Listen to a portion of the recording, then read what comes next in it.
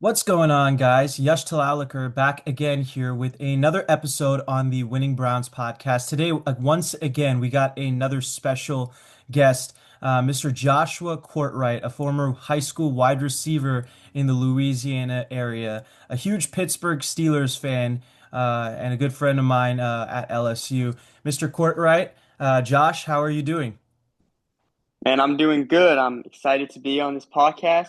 This is my first one, so we'll see how it goes. But yeah, Definitely, man, man. I appreciate it. Absolutely. So I want to start off by kind of just introducing you as far as kind of talking about your background in football, your background as far as a Steelers fan, and overall just kind of what setting the table as far as what we are going to be talking about today in this podcast. So, what was your first experience overall with football in general? Was it as a Steelers fan, or was it just kind of you being introduced to the game, something like that? Yeah, so I mean, my family didn't really watch a ton of football, you know, before I started getting into it. So we would just watch the Super Bowl a lot. Whenever the Super Bowl would come on, we'd watch that. And the first game that I paid attention to that I actually got into was Steelers versus Packers. Aaron Rodgers wins the Super Bowl, but I chose the Steelers as my team in that game. So after that, I just kept them as a team, sat through a couple 8-8 seasons, and then we got back to winning seasons, I guess, and losing in the wild card. So that's always been fun. but Yeah, no, but the years with Ben, I grew up watching Ben, Bell, and Brown. The three Bs. So that was a fun time. There was a lot of winning in that. A lot of offensive good things happening in that. Defensive, we can get into that because there was a lot of problems with that. But definitely. but I played high school football. I started in my sophomore year, and I was never a starting wide receiver, but I did in my senior year start on special teams. So I got in games. We had a pretty good team, so I'd get in when we were winning, and we were winning a lot. You know, as far as our bracket or our division, we were the best in our district. So we won a lot of games, and I got to play in the state playoffs, so that was pretty cool on kickoff returns. But it was pretty fun. So, as far as just the wide receiver position, like, do you have a specific memory that stuck out with you or anything quite like that? Yeah, I was playing in the JV game one time, and we don't throw the ball hardly at all. Like we throw the ball a little bit, but we're a running school. We're a triple option. And the triple option is fun if you can block. But Right, right, absolutely. it was a JV game. It was one of my last JV games, and I hadn't caught a touchdown. So uh, there was this corner that he got like I might have told you this story when we were at lunch, but so what happened was I'm in the game, and my whole assignment is just to block him. It's just run Mhm. play, go block him. And this dude, fourth quarter, but he still doesn't seem to get that we're not a throwing team. So he's getting mad at me that instead of I'm running a route, I'm like attacking him. And he's like, "Why are you coming at me?" And I'm like, "Bro, I'm just doing what the coach is telling me. I don't know why you mad at me for playing football." But he was mad. So he starts like holding me, grabbing my face mask, whatever. And on the last offensive play, the drive, it was a touchdown, and they designed it to be a throw to me, and it was on him. So it was a slant route, like at the 5 yard line, I think. And we run just a quick slant, but on the play, as I'm cutting out, he just like grabs my whole face mask and yanks it. And Right. it's dark outside. And this is a JV game, so it's not like fans in the stands. There's not a whole ton of lighting, so it's very dark outside. There's hardly any lighting, and he changes my whole direction of my face mask. So by the time I turn around, I didn't see the ball. It just landed on my chest, and I just kind of grabbed it, and that was like my only JV touchdown. That was the only. I mean, we didn't have a lot of throwing touchdowns in JV, so it wasn't like, Right. uh, you know. But yeah, that was my only touchdown in JV, and I didn't even see the ball. Right. It was just funny. That's probably one of my favorite memories as Hey, far as playing wide receiver goes. I mean, either way, the corner was a blessing in disguise for that one play, right? But Yeah, I would like to ask, obviously you've talked about how much Antonio Brown was a huge part of kind of your childhood as yeah, far as a Steelers fan and also as kind of modeling, what you did as a receiver, were there any other receivers that you really like looked into or studied when you started playing football in high school? When I started playing, I mean, everybody in that era, if you talk about receiver, first thing is Odell. That's Of course. everybody. So I mean, everybody liked to watch Odell. I like to watch Odell. I liked. I grew up mainly on the main receivers that a lot of people knew. I knew Des Bryant. I knew Megatron, Larry Mhm. Fitz. Josh Gordon had his spurts before he ran into some problems, but he had a fun career. Um, but I mean, I watched Marcus Colston. Marquez Colston, ooh, we love him on this channel. We always Yeah, talk about how underrated he is. In my opinion, if he had been on a better team, his stats had shown more, he had more accolades, he might be in the conversation for a Hall of Fame. if he Um, wasn't dealing with just the fact that Jimmy Graham is, as far as receiving tight ends go, I'm not talking about blocking, but if we're going to talk about receiving tight ends, I'd have to say top five all time, arguably. You can pull up touchdown lists, receiving lists. So I think that was his main problem. he's definitely up in that list. I don't know, I'd have to kind of go through my tight end list again before I make that compliment, but I could very well understand why you're going there. That whole Saints team in general, from like 2000, 7 to 2014, 15, they had superstar upon superstar at the receiver with tight end position. Yeah.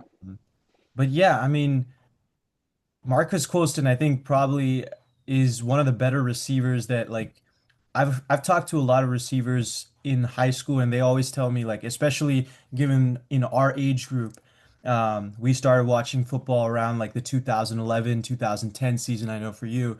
Um, a lot of them usually model their game after Marquez Colston, especially early on, because he's a very like fundamentally oriented receiver.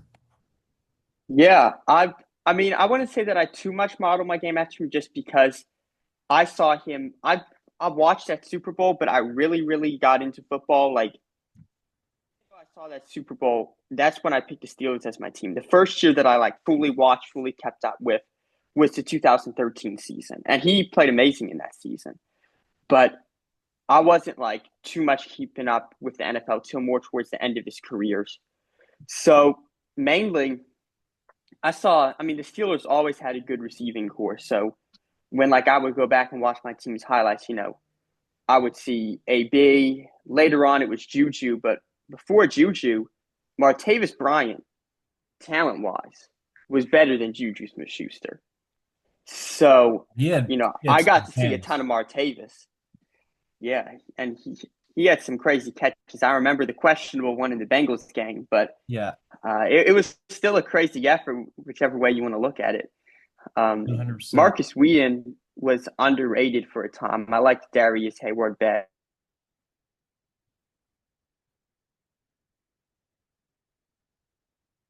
Josh?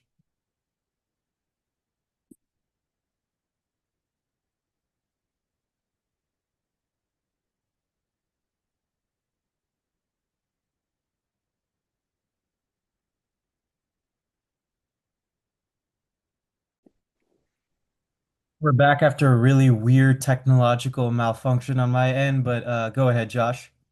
Yeah, all good. I would watch. I said Darius Hayward Bay was a good receiver.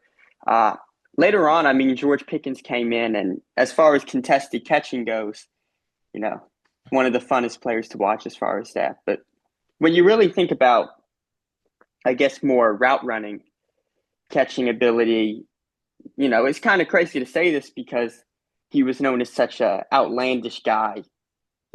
Like AB was even before the concussions and the problems. With celebrations, he wasn't, I guess, known as like you want to think of him as the most disciplined player. Mm. But if you really like, if you watch the games, if you watch the tape, uh, he was probably the best route runner I've ever seen. If I'm being Literally some of the completely best honest, ever. Yeah. because I mean, he was not a huge. I mean, he catch very well, especially like the toe taps on the sidelines. But he didn't have a crazy vertical jump, and he was 5'10. So we're not going to talk about him like a Megatron, with the contested catches. You know, Right. you're not going to put him up there and with Randy Moss as far as contested catches. And throughout his career, nobody's ever really, when you talk about like, oh, you're going to run really fast, you talk about Tyreek. You know, nobody brings up Antonio Brown as far as like, oh, he's going to go race Noah Lyles in the Olympics or something like that. So what always set Antonio Brown apart was just the fact that he was open. You know, AB was open, and I saw him make some great contested catches and all, but he somehow always found the spot on the field that was just like the defenders couldn't get there. So that was one cool thing I always noticed about AB's game. And you know,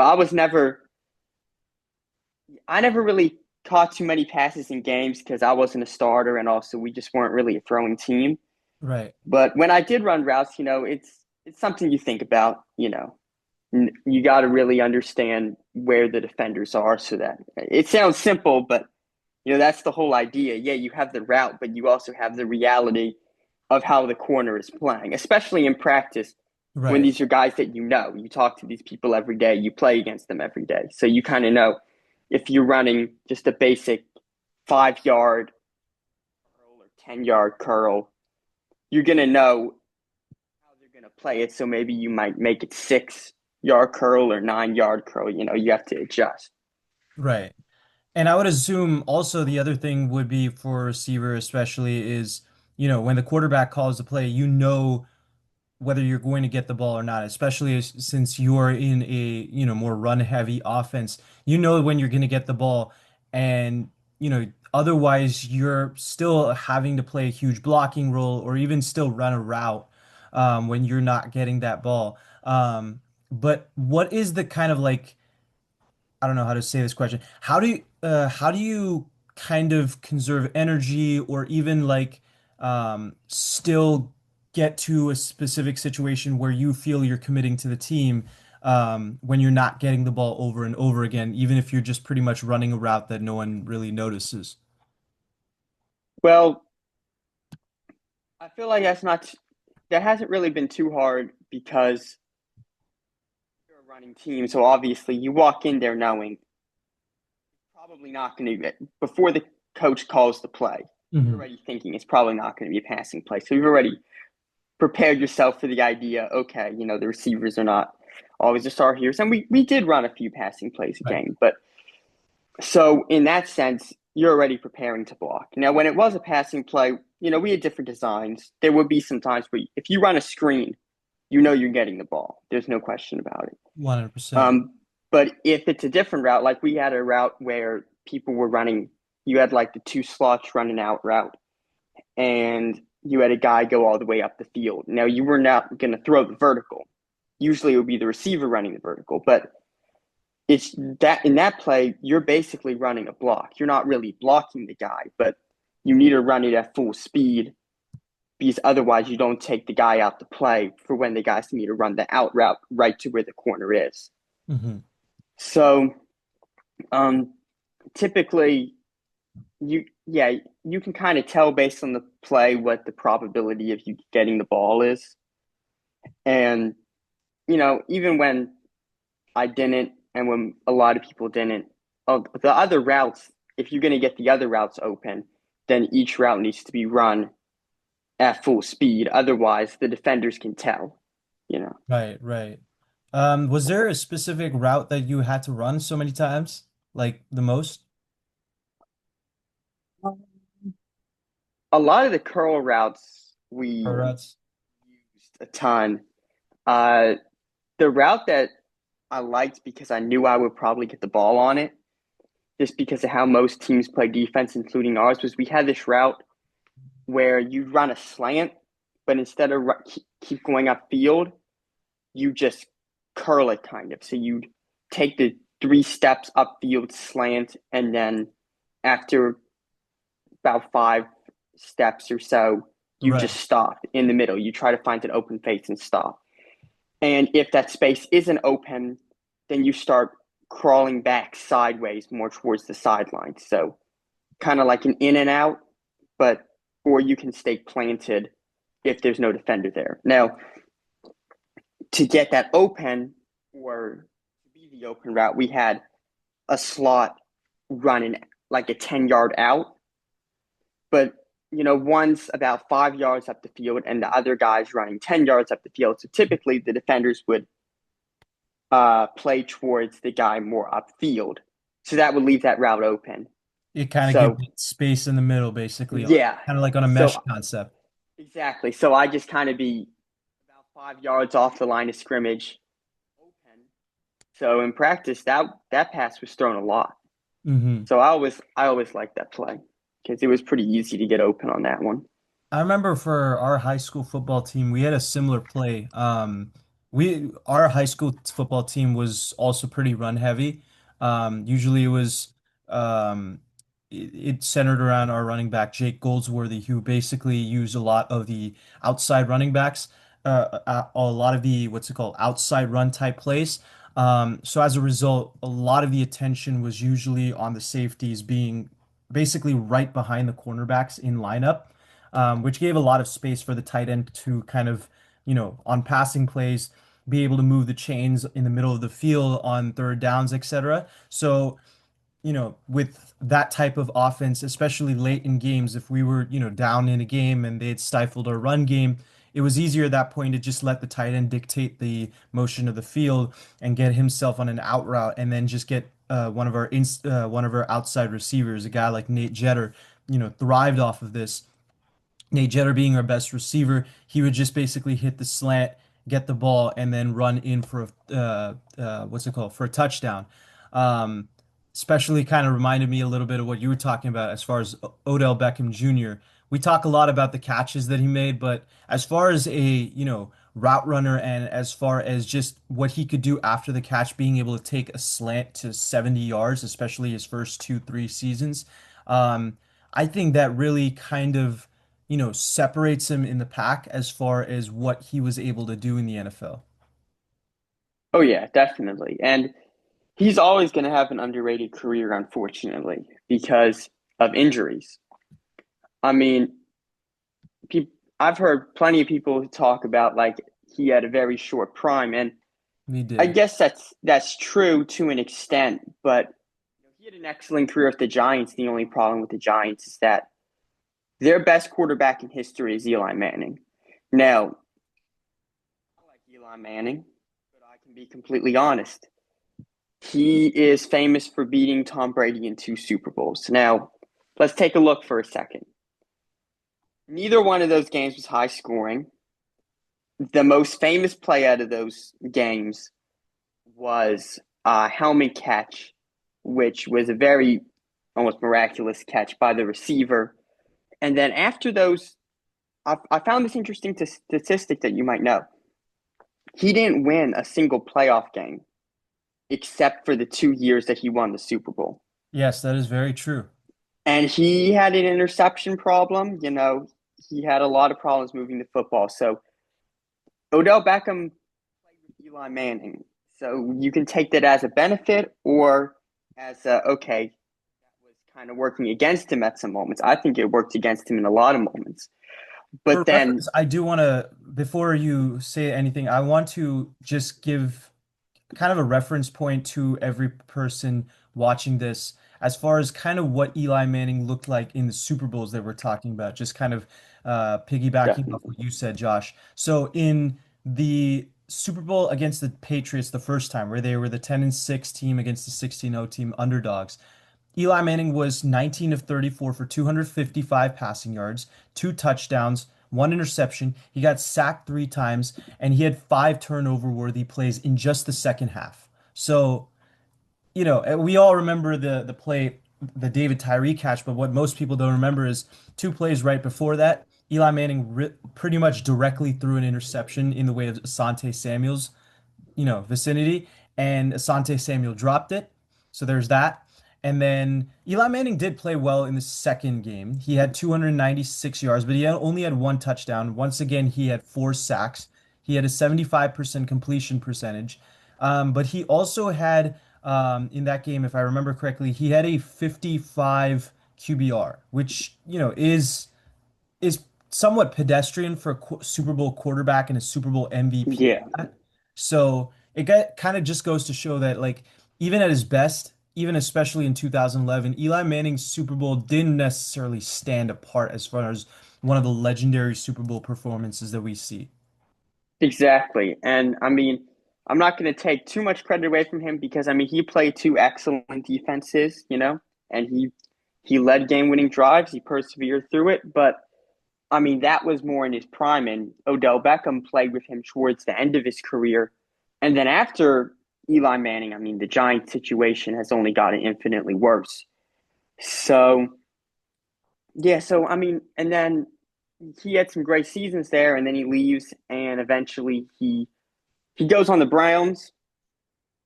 I remember there was a lot of things with like personalities clashing between him and Baker. That whole team was a mess. That Right. was supposed to be the team. I remember when he signed with them, and Baker had finally gotten the Browns to win a couple games every now and then, and that was supposed to be the team, and it didn't work out. I thought that was going to be a nice team, but um, when he goes to the Rams, this is the point I'm trying to make here about his career and why it's so underrated. People don't realize that he was playing almost like his prime when he was with the Giants, when he was with the Rams. Before OBJ goes down in that Super Bowl, he was the leading receiver and he had a touchdown. Now, Cooper Kupp won Super Bowl MVP, so they obviously are open to giving it to a receiver. It's not ridiculous to say that if OBJ never goes down, he wins Super Bowl MVP. Now, I think we look at his career a lot different. He has a Super Bowl MVP behind it. He already has a ring, but if we're going to throw him a Super Bowl MVP, it's a lot different.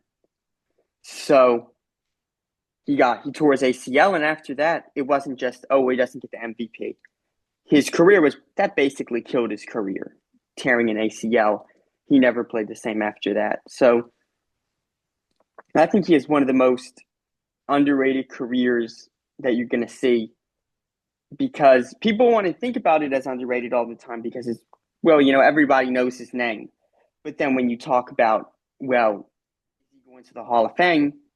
Most people who you would say are analysts or no ball or whatever are going to say no because he didn't do this and didn't do this. And that's only because of injuries. Odell Beckham had the all the talent, and when he was on the field, played like a person who would be in the Hall of Fame. 100%. Yeah, I mean, Odell Beckham Jr., as far as skill, I don't think anyone can ever take anything away from him as far as what he did, especially with the Giants. I do think that given number one, NFL Hall of Fame voters are extremely, extremely specific with well, not they're not specific. They're very how do I say, harsh with the criteria where they don't Yeah. let anybody and everybody in. That kind of does always play against Odell Beckham Jr. I do think that he wouldn't be in the Hall of Fame just because of those reasons. Again, at the end of the day, injuries does cost a player their chance in the Hall of Fame, whether you like Oh, it. I completely agree. Yeah. But I do think that is an interesting point you brought up about the fact that we would look at his career different if he won a Super Bowl MVP. I would probably, go on the course of saying his career reminds me a lot of a basketball player by the name of Bill Walton. Bill Walton, huge legend in the late 70s with the Portland Trail Blazers, carried them to a championship in 1977, was a legend. And then he struggled with injuries pretty much through the next half decade. And then in the latter half of his career, he won a championship with the Boston Celtics. I think he won a Sixth Man of the Year award at that, and then retired. And he's in the Hall of Fame, and he only has 6,000 points to his name. Um, Odell Beckham Jr., again, I don't know. The NFL is a little bit different than the NBA as far as how they judge players to put in the Hall of Fame. But based on that criteria, there and especially given the fact that, Odell has impacted the NFL as far as, how he transcended the game post social media with that catch and became such a, famous figure overall. There is a good chance he could just make the Hall of Fame just based on that if he were to have won the Super Bowl MVP. But at the same time, again, this is the NFL Hall of Fame voters we're talking about, so you never. Yeah. Um, but it is I definitely an interesting point you brought up. yeah, it's kind of like Larry Bird obviously deserves to be in the Hall of Fame and everything, but it kind of reminds me of like what you were saying with Bill Walton actually reminds me about with Larry Bird because I would have him in my top 10. I've seen people put him very high in Mhm. top 10 lists. Now, I'm not saying he doesn't deserve it, but once again, we're kind of judging off of the games he played. This is the thing I'm talking about with Odell, how I look at it more from I'm watching the games he played and saying that you're not going to find hardly any receivers that I would say go in ahead of him. So you Larry Bird, more than I guess at his prime, correct? true. But even like the Rams games were outside of his prime, technically, right? But he still played at a very high level and then he gets injured. Well, Larry Bird, a lot of people think of him as a very good 3-point shooter, right? I remember he won I think he won a couple 3-point contests in the All Star game. I know that doesn't really count for much, but Mhm. uh, I heard stories growing up about what a great 3-point shooter he is. And that was true. But when you look at the statistics to it, Draymond Green has made more career 3-pointers than Larry Bird. Now, why is that? Hard to That's believe. because Larry Bird had several back injuries and his career got cut short. If you look at his career points, he's not top 10. We talk about him as a top 10 player, but he's not top 10 in points, assists. I don't think he is in rebounds. He's nowhere near the top 10 in what his specialty was claimed to be, which is 3-pointers. So why is he top 10? He's top 10 because when we saw him on the court, or well, when we watched the film, because none of us watched him live, from what we saw of him on the court, you can't name 10 players that play better than Larry Bird. But in no statistical category that I can remember is Larry Bird top 10. So let's extend that to Odell Beckham Jr. How many there, if you watch him play, how many receivers are in the Hall of Fame right now? I don't, that's my problem. I'm trying to think of a number off the top of my head. Let me How look many? this up actually while we're looking at it. How many Because I'm gamers? not trying to say he's a top 10 receiver of all time. So if it turns out there's only like 5 receivers in the Hall of Fame, I might need to Oh, I pull doubt back a that there are little five Hall bit. of Yeah, Famers. no, exactly. I just want I to mean, this is fact a check it. committee that hasn't put Torrey Holt in the Hall of Fame, and this is a man. Torrey Holt is a man who had more 1,300 receiving yards seasons than anybody in the history of the league, not named Jerry Rice, and he's not in the Hall of Fame. So I doubt that they are very like inclusive about receive or exclusive about receivers to the point where they can't add guys like Holt or even Beckham to that degree. But let's see. There are 29 Hall of Fame receivers. Okay, yeah. So if we're Sorry, gonna, excuse me. At this point, no, there are 35. This article's outdated. Never mind. okay, so there's my point. If we're going to be completely honest and extend the same logic that we extend to Larry Bird, that we extend to Bill Walton, where we actually look at their play and say, yes, they had injuries, but there's not this many people above them. I promise you, there are not 34 or 35 receivers that you can say these guys deserve to be in the Hall of Fame. But we saw Odell Beckham play. We saw how he dominated in his prime. He gets out of his prime, then he goes to the Rams, plays the best for when he was on the field in the Super Bowl. But injuries get in the way, so now we have to pretend that 35 receivers have entered the league and left the league and are better than Odell. Right. I mean, that is an interesting conversation when you do bring it up. I would honestly still venture on and this is honestly an interesting debate I kind of want to have with you right now. Um, I do think that there were like from a prime standpoint, he's definitely better than quite a few receivers on that list, right? We're talking about some of the older receivers, especially the receivers who played pre Super Bowl era, who either, you know, revolutionized their position. That's why they're in the Hall of Fame or just were the best at the time. I think there's probably only one guy if you look, and you know my kind of where I stand on this, and we'll get more into that later on in the episode.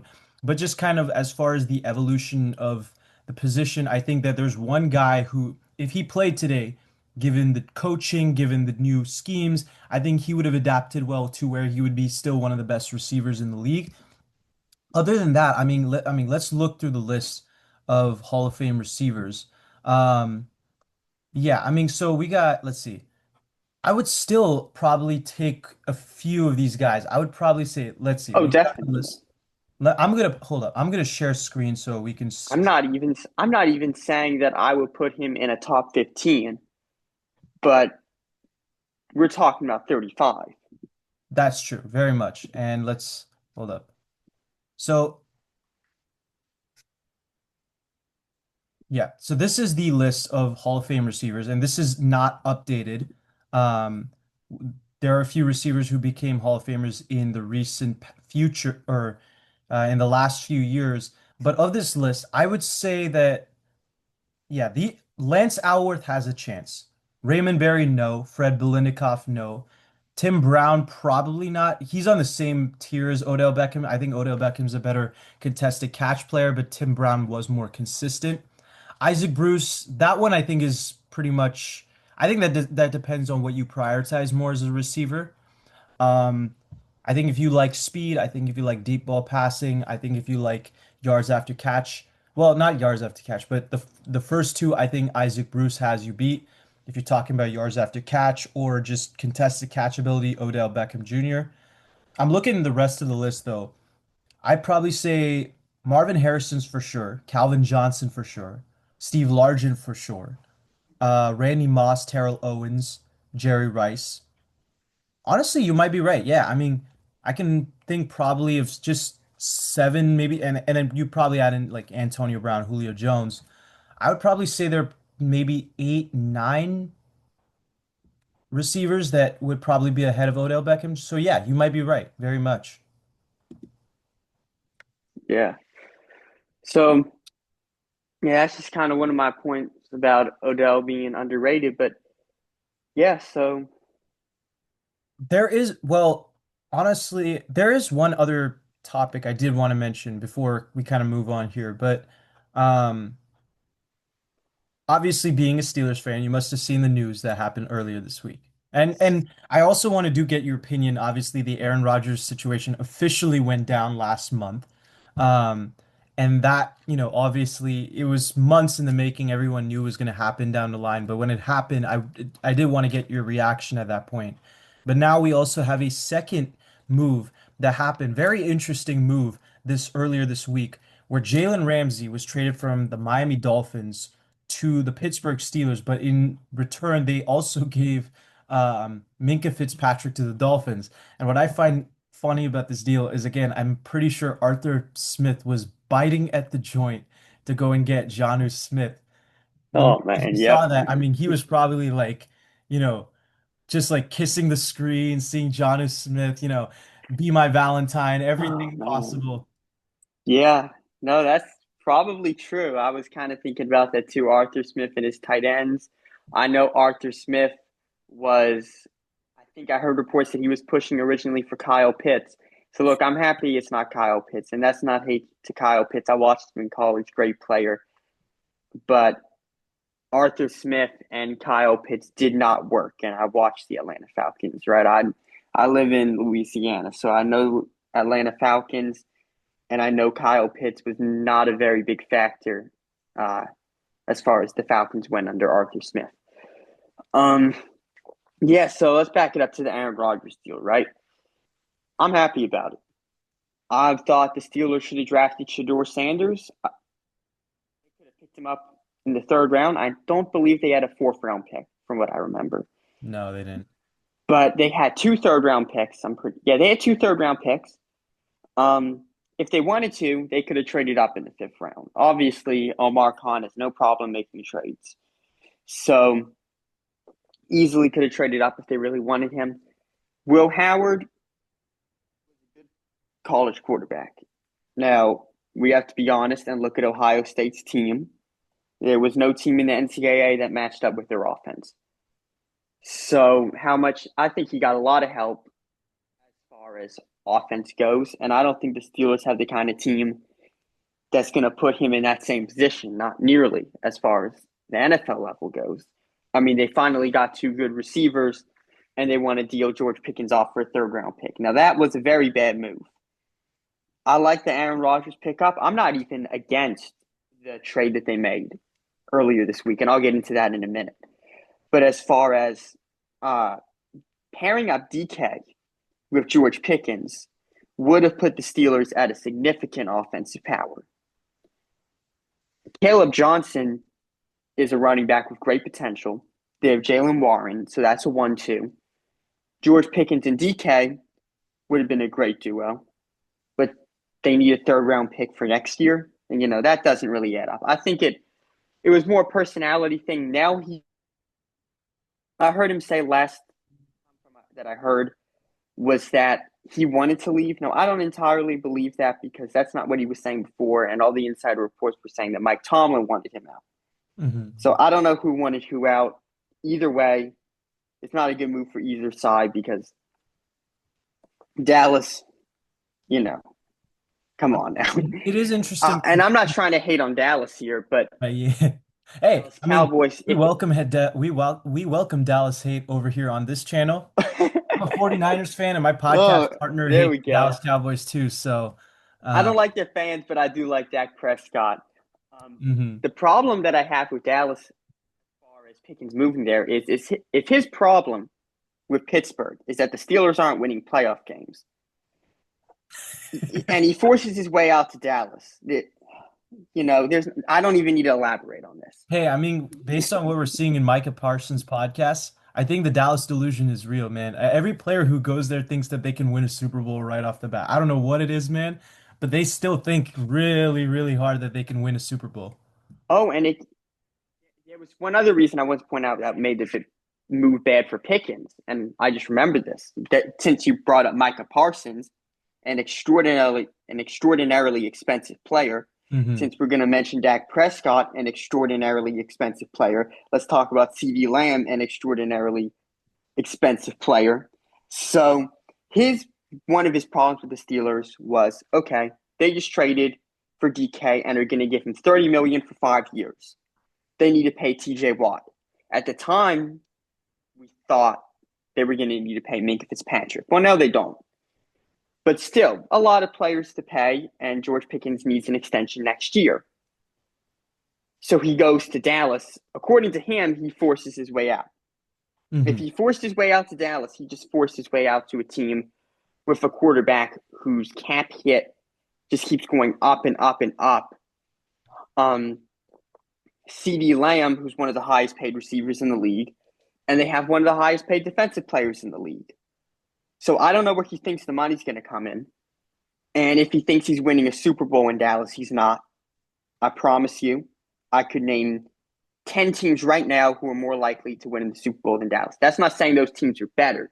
Oh yeah. That's saying these teams can at least crawl into the playoffs, and once they're in the playoffs, be competent more than Dallas. Hmm. So the Super Bowl not happening.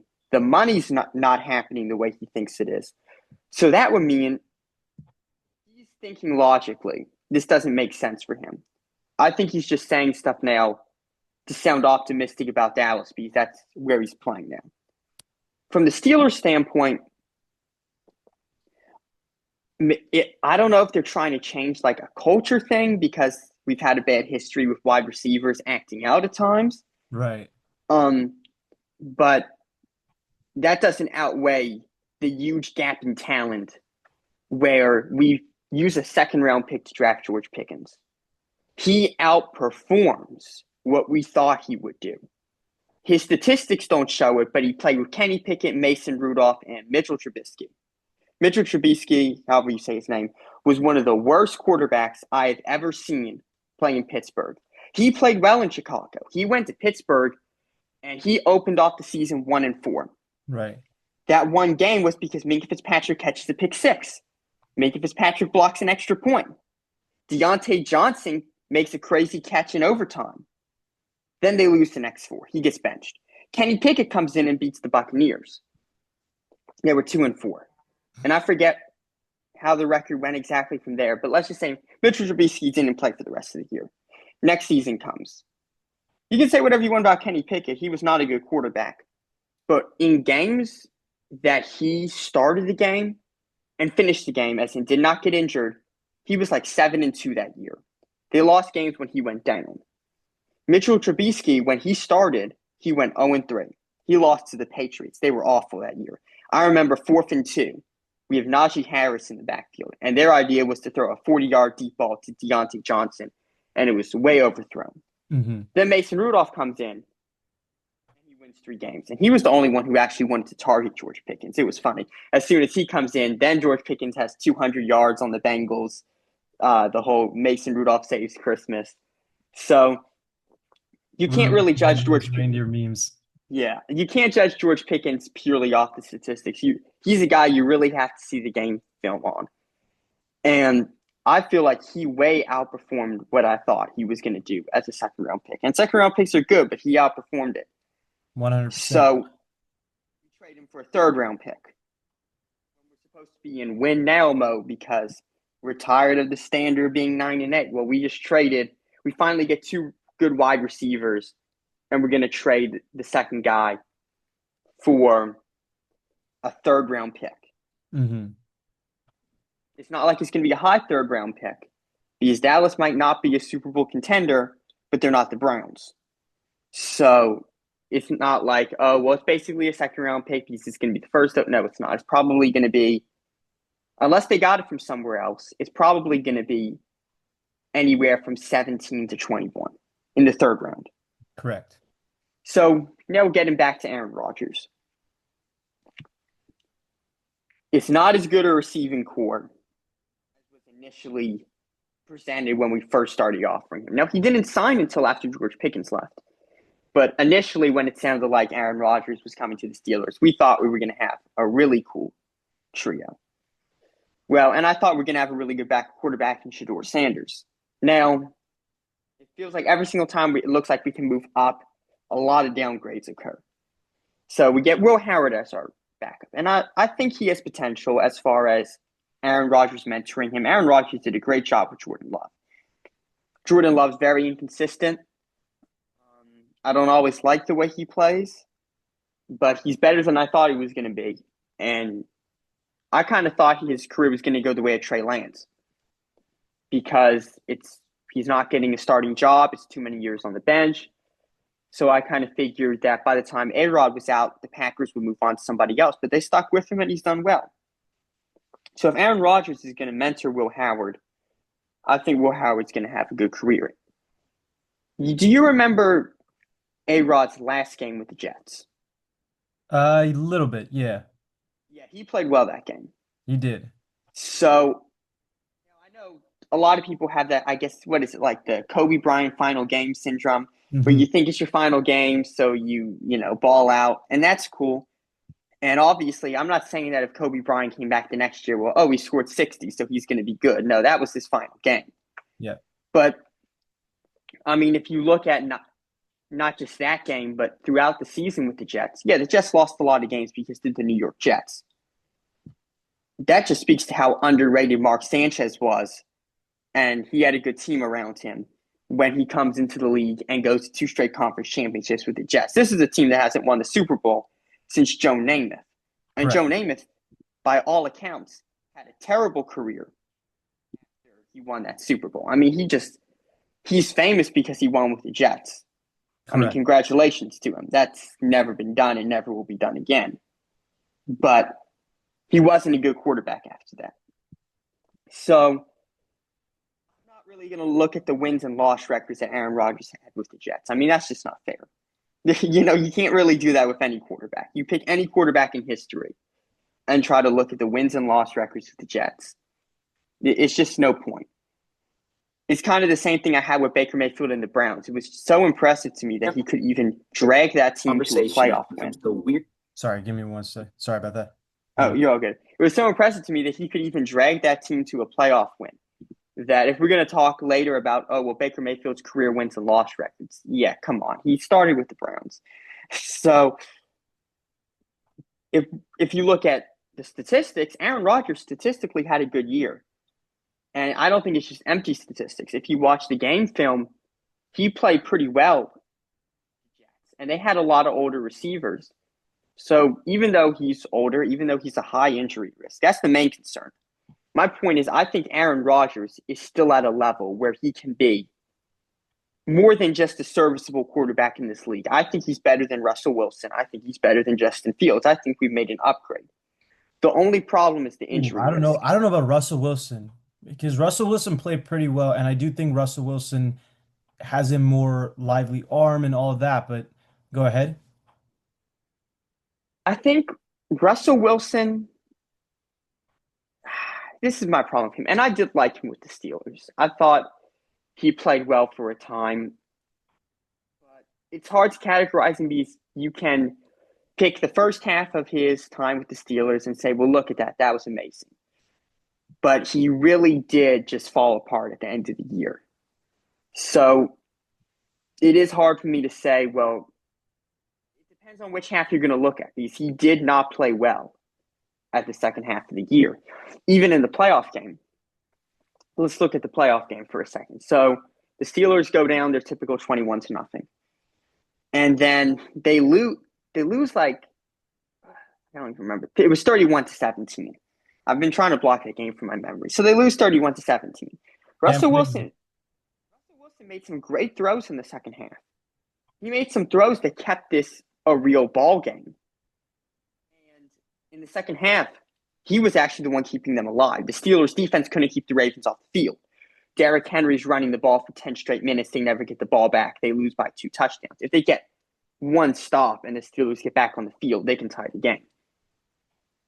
The problem is what happened the entire first half. Right. He puts up 0 points. It might have been 3. I think they kicked a field goal before halftime. But the point is, for more than half the game, all he can get is a field goal, 3 points. He can't keep up. I don't care how good the Steelers' defense is. And by that point in the season, they had injury after injury. You can't keep up with Lamar Jackson and Derrick Henry by scoring 3 points. Hmm. So, yes, Russell Wilson had a great start to his Steelers career. But you can't just look at, well, he played well in the second half of the playoff game. Well, he blew it the first half of the playoff game. And he didn't play well against the Bengals in the last week of the season. He didn't play that great against the Ravens the second time they faced them. And the Eagles game was doable until the Najee Harris fumble. But he really didn't, like, that was the moment for him to prove that he was the quarterback for the Pittsburgh Steelers. When they're winning all the games, when they're beating up on the Giants, when they're beating up on the Jets, they have a great offensive game against the Bengals, like every team did. You know, that's cool. That's nice for the stats. If you want to draft him in fantasy, excellent. But when the team is actually struggling in games, when they're actually losing games, the only time I saw him rise to the occasion with the Steelers was the Commanders game. Hmm. That game, he rose to the occasion and he got him through. With the Go on, Josh. You were saying? All right, yeah. So I was saying about in the Browns game, it was a snowy game, and a lot of people will look at that as, oh, well, that was just a game for Jameis Winston to win, right? He had a really cool press conference, some fun quotes, Hmm. but the Steelers' offense as a whole did not play well. That was a very easily winnable game for a team that was 8-2 at the time, playing against a team that was 2-8, Right. and they just fell. And then after that, they win a couple more and then lose 5 straight. So I look at how Russell Wilson played at the end of the year and say, well, Aaron Rodgers, I believe, will be an upgrade from that. I think he still has a lot of arm strength left from what I saw with the Jets. He's been pretty accurate as far as his passes on the Jets were. So, yeah, I think the Steelers improved at the quarterback position. You know, Now, talking about Aaron Rodgers still having arm strength, I just feel like Russell Wilson had more. I mean, we saw it even in Denver when people were saying his arm strength was shot. I do think that his deep ball, the thing with him is he's inconsistent, like you said. Yeah. Very much, I think the best example of that was like you mentioned the Ravens game, um, where pretty much he just goes on on a stretch where he's just as cold as, um, I don't know. I don't know. I'm trying to make a metaphor here. It's not working, but he was just, pretty much stone cold that entire first half, could not do anything at all. And then second half, he starts heating up and starts playing well. And like you said, he was the best player in the second half for the Steelers. Um, with Rodgers, I think it's more, you have to be more concerned about his age. He's a quarterback who in his prime was known for his ability to move outside the pocket and create, which he's not the same type of player anymore. Given, again, this is Aaron Rodgers. Rodgers himself has probably said this best. His worst career year is a prime year for most players, right? And at the end of the day, in spite of his mobility, he's still a pretty decent pocket passer. And I agree with you that from that standpoint, Rodgers is going to be someone to look at. I mean, he did not play well last year, but he was still had moments where he showed that he was really good, especially that end to the season. He had 13 touchdowns to 4 interceptions in I think the last 7 games of the year. Um, so, this Jets team, he still has some, or that Jets team was terrible. And this was at the part where, everything was coming out about how terrible and dysfunctional an organization they were, whether it was, the Robert Saleh firing and how that transpired, or the fact that Woody Johnson was letting his kids play Madden basically with the roster. Uh, Yeah. you know, Oh man. and Rodgers navigated through that. So he still has it in him. But again, this is a Steelers team that likes to run the ball. Maybe they're changing up their identity a little bit, but I don't think that Rodgers is necessarily going to need to do much if he cannot. From that stand, Well, I don't know that they need to change up their identity too much at all because the identity is in the running backs running the ball, right? This is Arthur Smith. Russell Wilson didn't run the ball too much. Where the quarterback ran the ball was really Justin Fields. So yeah, and they have Aaron that Rodgers running is game too now with guys like, I mean, they added Caleb Johnson in the draft and yeah. rid of Jalen Warren and um, I'm forgetting the other running back that I'm trying to think of. But yeah, I mean, they have a pretty decent running core in spite of the fact that none of those guys are pretty much like, Derrick Henry or Saquon Barkley. They don't have like a stars at that like running game, but they have a good enough blocking, like run blocking offensive line where they can make something happen. On that, Mhm. oh yeah, they signed Kenneth Gainwell, Right. That's which what is a pretty underrated signing. You know, you don't think too much about him because of Saquon Barkley and Jalen Hurts, but yeah, I mean he's going to be a serviceable running back at the RB3, which the Steelers do use because last year Cordell Patterson got himself some carries, and he was not running back one or two. So we got to shout out Cordell Patterson before we do anything else. I mean, this is a man who's a return specialist who has carved out a what, like 13 years career now? I mean, yeah, he is I one of the remember when greatest returners ever, and someone who should be in the Hall of Fame, in my opinion. I completely agree because I remember he was uh he was a Viking to start off, I think. Yeah. Yeah. I remember he when he was a receiver and he wasn't too bad at it. Yeah. You know, he was like a nice second or third option. But yeah, he's had didn't he break the record for most career returned kickoffs, I think it was for a touchdown? I don't think kickoff. I think that's record still held by Devin Hester, but I think it's receiving yard or return yards. I think that's what the record was. Huh. Oh, give me 1 second. I'm trying to pull it up. Yeah, no problem. Let's see. Because I remember he did break one record for kick return. Let's see. Oh yeah, it is touchdowns. It's It is the touchdowns? Okay. your Give me kickoff return touchdowns. Oh yeah, okay. So I guess no, I guess Devin Hester has the total number, I guess, return. I think that's what it is. But yes, you are correct. He has 9 career kickoff return touchdowns, which is surpassing that of Josh Cribbs and Leon Washington. Yeah. Yeah, So shout out to him. But yeah, I mean, I think Aaron Rodgers is definitely interesting. But what are your thoughts on the Jalen Ramsey and Minka Fitzpatrick trade? Minka Fitzpatrick was one of my favorite players as far as the Steelers defense was. I mean, it was him. Oh, it was TJ Hayward, then Minka probably. Because I mean, TJ's the best, Hayward's the veteran, and then you have Minka Fitzpatrick, who for a time was the best safety in the league. For sure. Now, it's undeniable that he regressed over the last year or a couple of years. He became so good that teams stopped throwing at him. So that hurt his statistics. But over the last year, I heard plenty of people say, well, yeah, he's not going to get interceptions or turnovers because people don't throw at him. But last season, I saw people throw at him. I saw people run at him, and it wasn't the same. He wasn't coming up with the interceptions. He wasn't amazing at tackling. So he's still valued as a pretty high-ranking safety, which he is. But I don't really know which way he's going to go. Mhm. Miami, he's going back to Miami. He was there before, he's coming back. So maybe he gets a chance to rebound his career, revive his career, which would be cool. I hope he does great in Miami. But I don't know. I saw a lot of regression from him.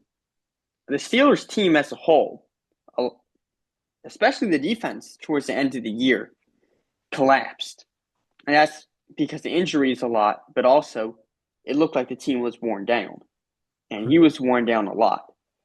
So, I think he's a great player. And usually, if I heard the Steelers traded Minka Fitzpatrick, I would say, well, that's terrible. I would hate it. But he's a great player, but the Steelers got a lot back for him. It's not like the George Pickens trade. It's not like, okay, we'll take a third round pick next year on a guy that if he outperforms what we thought he would, we'll trade him for something even less. Correct. It's not that situation. We got Jalen Ramsey. He's another player who's regressed. However, once again, similar situation to Minka, he's regressed, but his regression is better than a lot of players' primes. So Correct. Minka Fitzpatrick, even if he doesn't revive to the way he was when he was traded to the Steelers and he was getting a pick six almost every game. I remember when he was traded to the Steelers and it was just pick six after pick six, and I was like, man, I watched him at Bama, but who is this guy? Oh, and then Jalen Ramsey was the best corner in the league for a few years. So even though they're both regressed and they might never get back to where they were, I'd still take them. I mean, I take this Jalen Ramsey over Sauce Gardner any day of the week, mainly because Sauce Gardner is completely incapable of tackling. Just can't Okay, happen. that's fair. That's fair. So, but we're not paying. I don't think we're paying him like Sauce Gardner. We're Well, paying you him a could decent. pay him an extension. I mean, he's still being paid by Miami for the next year, but you signed him on I think it was a 4 or 5 year deal, which that I think is the really interesting part of this whole thing. You trade for Jalen Ramsey, who's on the tail end of his career, and then give him a 4 year extension. That to me, but he's not being paid too much for that time. So, Okay, yeah, I actually didn't hear about the. I knew we were thinking about an extension. I didn't hear that it was official yet. But I don't mind giving Jalen Ramsey a decent but not super expensive contract for a few more years. I think he still has a few more years in him. So I think we'll get a decent worth out of him, and then maybe the contract will become not worth it, and we just won't re-sign him. But what the Jets are giving Sauce Gardner for whatever he's doing in New York is not worth it. So I'll take the situation we have with Jalen Ramsey. And even Joey Porter Jr., who, if he gets one step behind the corner, grabs their horse collar and throws him on the ground every single time. hey, I mean, say what you want about Joey Porter, he still has one of the least, the lowest allowed completion percentage against him, hold or not. I mean, he is a good, he Oh, is, he is a good corner. He needs to stop holding everybody, but he is a good corner. yeah. That's what I'm saying. I'll take Jalen Ramsey and Joey Porter Jr. over most people's duos. I'll take a developing Joey Porter Jr. and a regressing Jalen Ramsey over most corner duos in the Mhm. league. I think the one Now, question though I do have about that is what are you going to do now that at the safety position now that Minka is gone? well, I heard Jalen Ramsey is actually going to take some time at safety, but Deshaun Elliott's still on the team, so Right. he'll play some safety. And then there was Thornhill. We signed Thornhill. Hmm. Juan Thornhill, and I think he is a safety. He's not a corner. I don't Right, think he he's a is. safety, and he'll take some Pretty well time with at the Browns safety. too. Wait, what? He played pretty well with the Browns too. Yeah, so he'll take some time at safety. Deshaun Elliott played very well last year. He'll take some time at safety, and if we need Jalen Ramsey to fill in, I heard he's going to get some playing time there, but he's mostly a corner. Correct. Uh, Darius Slay, Joey Porter Jr., and Jalen Ramsey will be the main corners. I guess it really depends because Corey Trice, they might move him to like a slot corner. I don't know what the plan is with Corey Trice. I guess the plan is to develop him because Darius Slay's not staying too long. Right.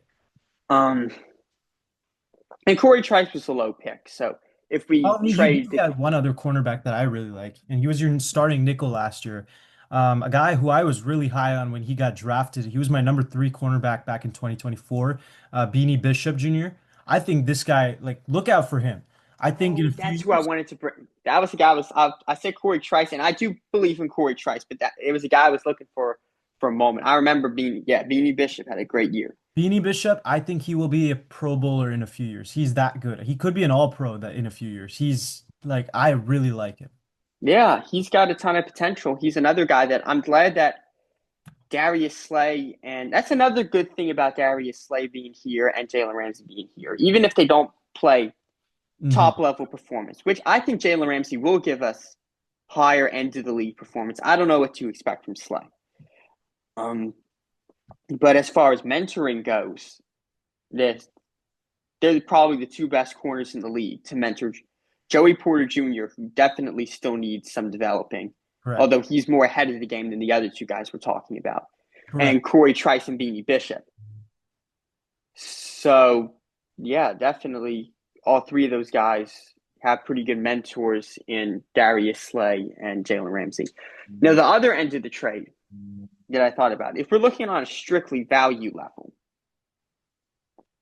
Jonnu Smith's value, Jalen Ramsey's value, and a seventh round pick for the value of Minka Fitzpatrick and a fifth round pick.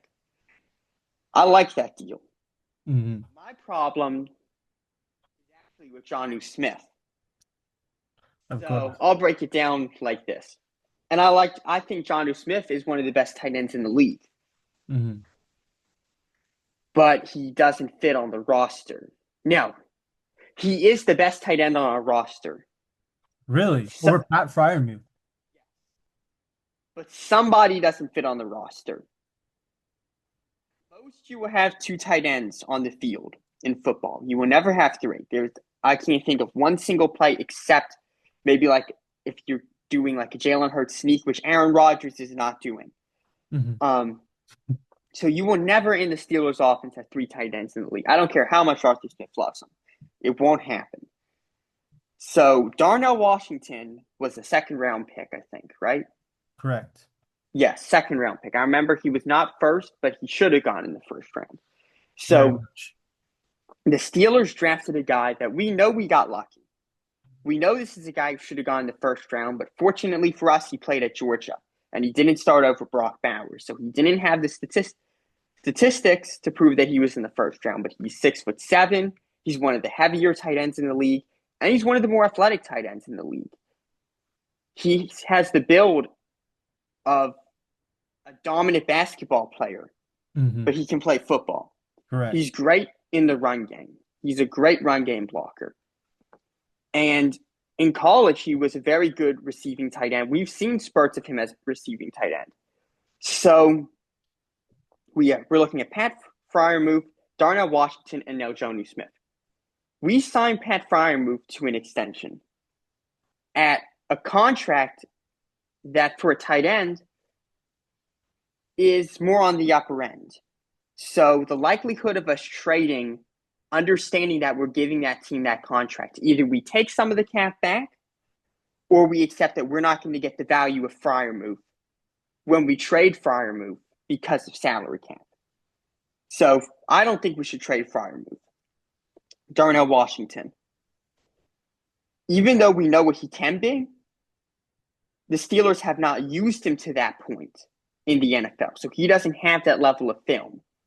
So what we're looking at if we trade Darnell Washington is a guy who we drafted in the second round, who should have gone in the first round, has all the potential of a first round player, but there are very few teams in the league that would give us anything, even maybe a third round pick for him, because he's been in the league for 2 years now, and we have not shown his potential to the public. So he won't be traded at that potential. So Fryermuth and Darnell Washington are two very good tight ends who cannot be traded for their value, for contract issues and film issues. And now we're adding on Pro Bowl tight end Jonnu Smith, who I would start over both of them. Not in the run game. Darnell Washington has the run game on lock. But I would start Jonnu Smith over both of them. There's no point to having all three under contract. Fryermuth's not cheap, and I don't know what percentage of Miami's going to cover Jonnu Smith, but I don't think he's going to be very cheap when it comes time for us to extend him. And Darnell Washington is going to want to start because he knows his potential. So if we want a player, I completely agree. Trade for somebody of the value of Jonnu Smith. Hmm. But we did not need Jonnu Smith. Nothing against him. We don't need his position. Correct. That's my problem with the trade. At the end of the day, though, I mean, this is probably the thing that I think is why he's getting memed and Arthur Smith so too, is the fact that at the end of the day, this is something Arthur Smith has done in the past. I mean, we saw it with the Falcons where they had multiple Titans, and I'm not going to say that any of them were, starting material other than Kyle Pitts. But at the time, Jonnu Smith came in as pretty much a rotational tight end. He came off a bad stretch with the Patriots, all that. But he was in a four-man tight end rotation with John Fitzpatrick, Kyle Pitts, Michael Pruitt, and himself. And, you know, that whole tight end, that whole quad, they were used fairly well in the Falcons system as far as they were used often and on the field at the same time. But the whole problem that came out of that is again, Kyle Pitts, who you drafted fourth overall in the entire draft, ended up not getting nearly as many touches as Jonnu Smith and Michael Pruitt. Um, I think in a similar way, we might be looking at something similar happen with the Steelers as far as we saw the utilization of Pat Freiermuth, but not as much with Darnell Washington. Now you go and get Jonnu Smith. I feel like Jonnu Smith and Freiermuth are definitely going to, especially Jonnu Smith, he's going to even if you talk about him being the starting tight end, he's going to get the most touches of the ball on that team. And I think, especially with his versatility as far as a screen passer, the Steelers and Arthur Smith love to run on screen passes and in routes. Jonnu Smith gives you a little bit of that versatility. And it's not something that you can necessarily get with Pat Freiermuth, more Darnell Washington. But again, like you said, the whole problem that comes with this is the fact that you have so many tight ends that you have to touch, you get touches of football to. It becomes a matter of too many chefs in the kitchen, and that's probably going to be the tricky situation for the Steelers. Yeah, no, I completely agree. I can definitely see. I understand when I talk about starting, obviously backups get playing time in the NFL.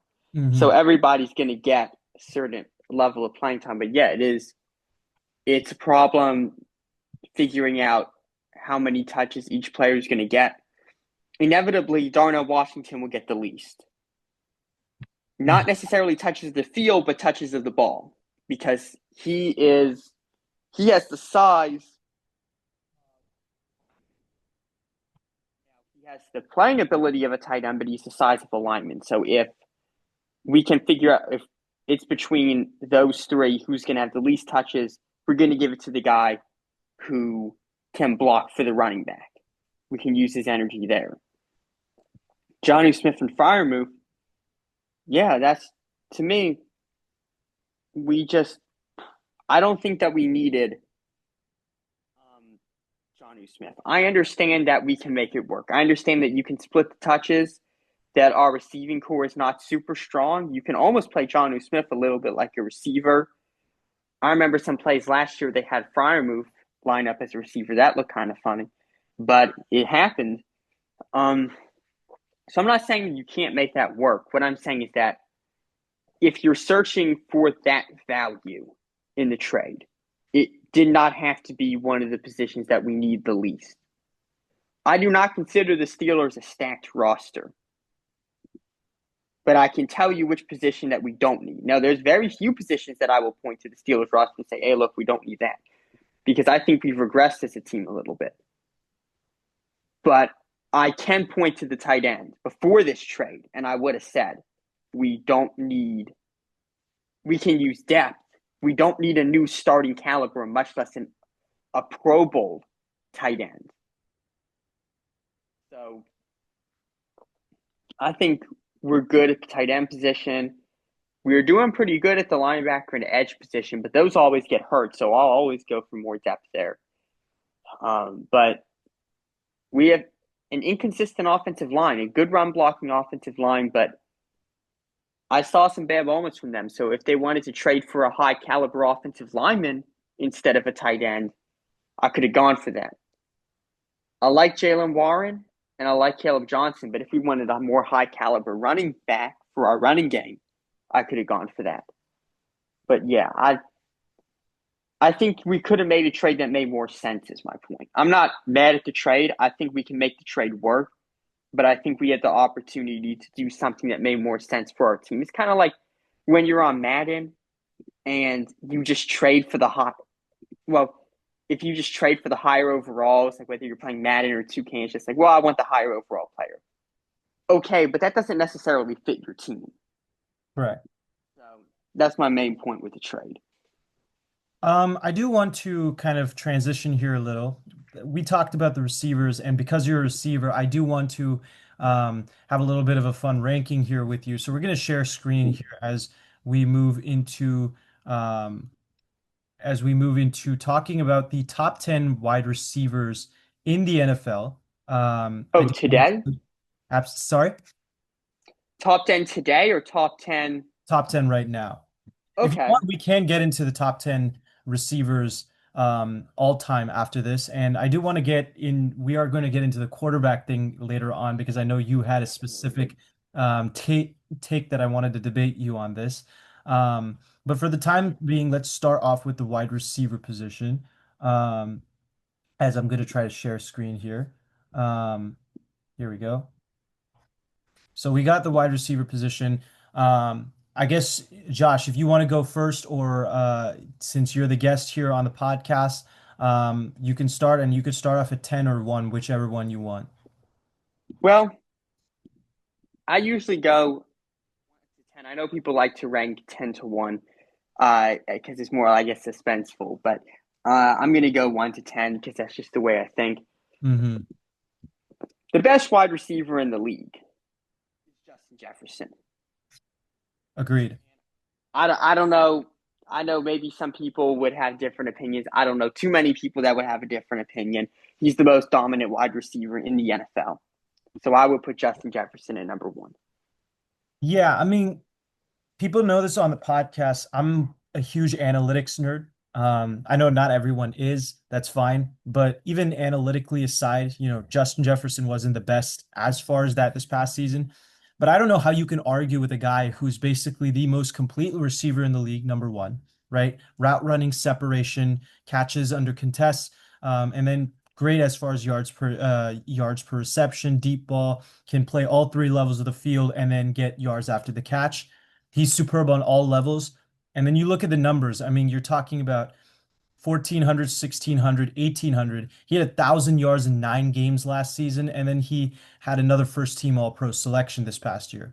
He is easily the best resume of any receiver over the past 5 years. There's no one else in his vicinity over the last 5 year stretch consistently that has that type of production. He has to be the number one receiver. Exactly.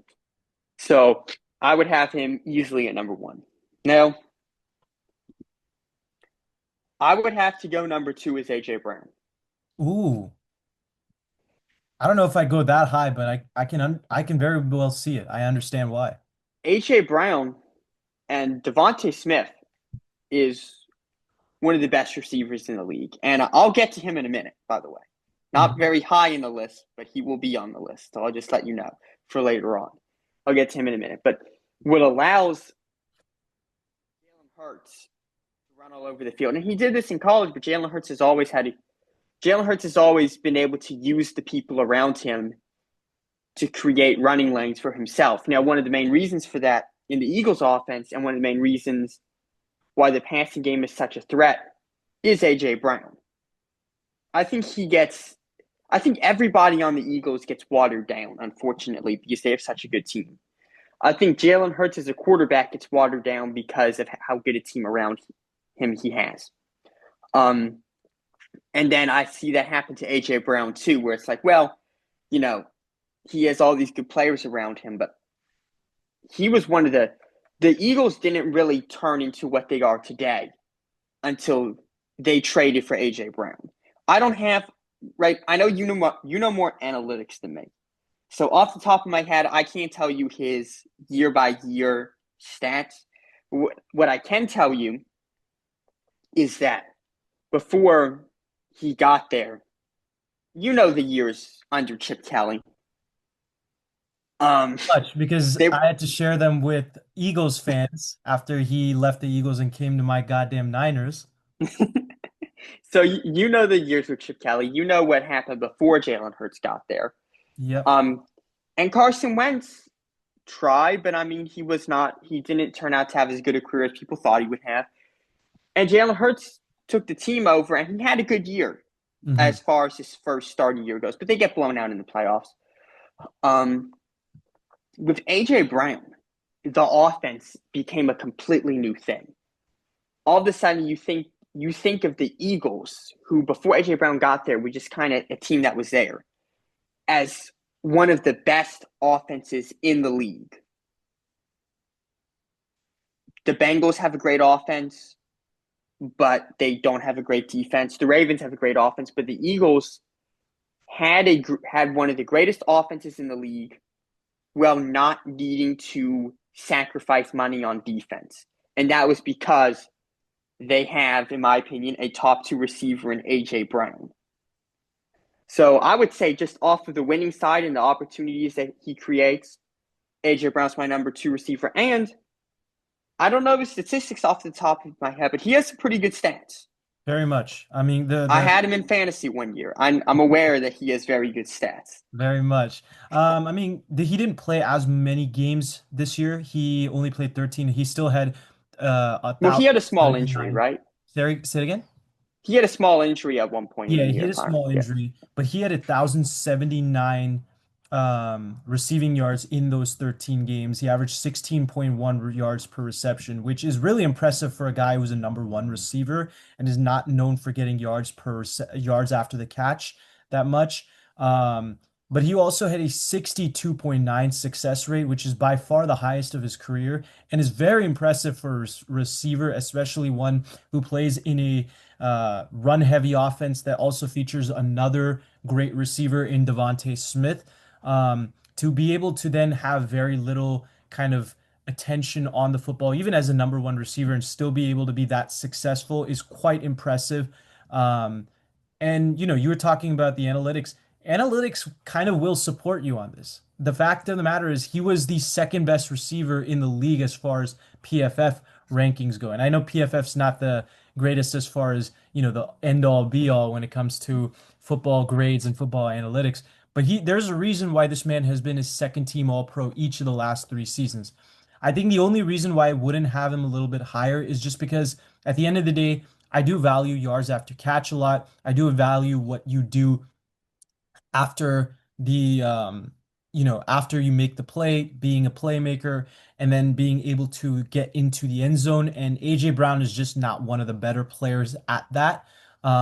So he's still high on my list, but just not as high as a couple guys. He's also never led the league in receiving yards or come close to a 1,500, 1,600 yards season, which to me is the upper threshold of the top tier receivers. AJ Brown is like just right underneath that just because of his consistency, but I can't put him there just yet. So for me, he's a little bit lower, but I very much understand why you're putting him at number 2.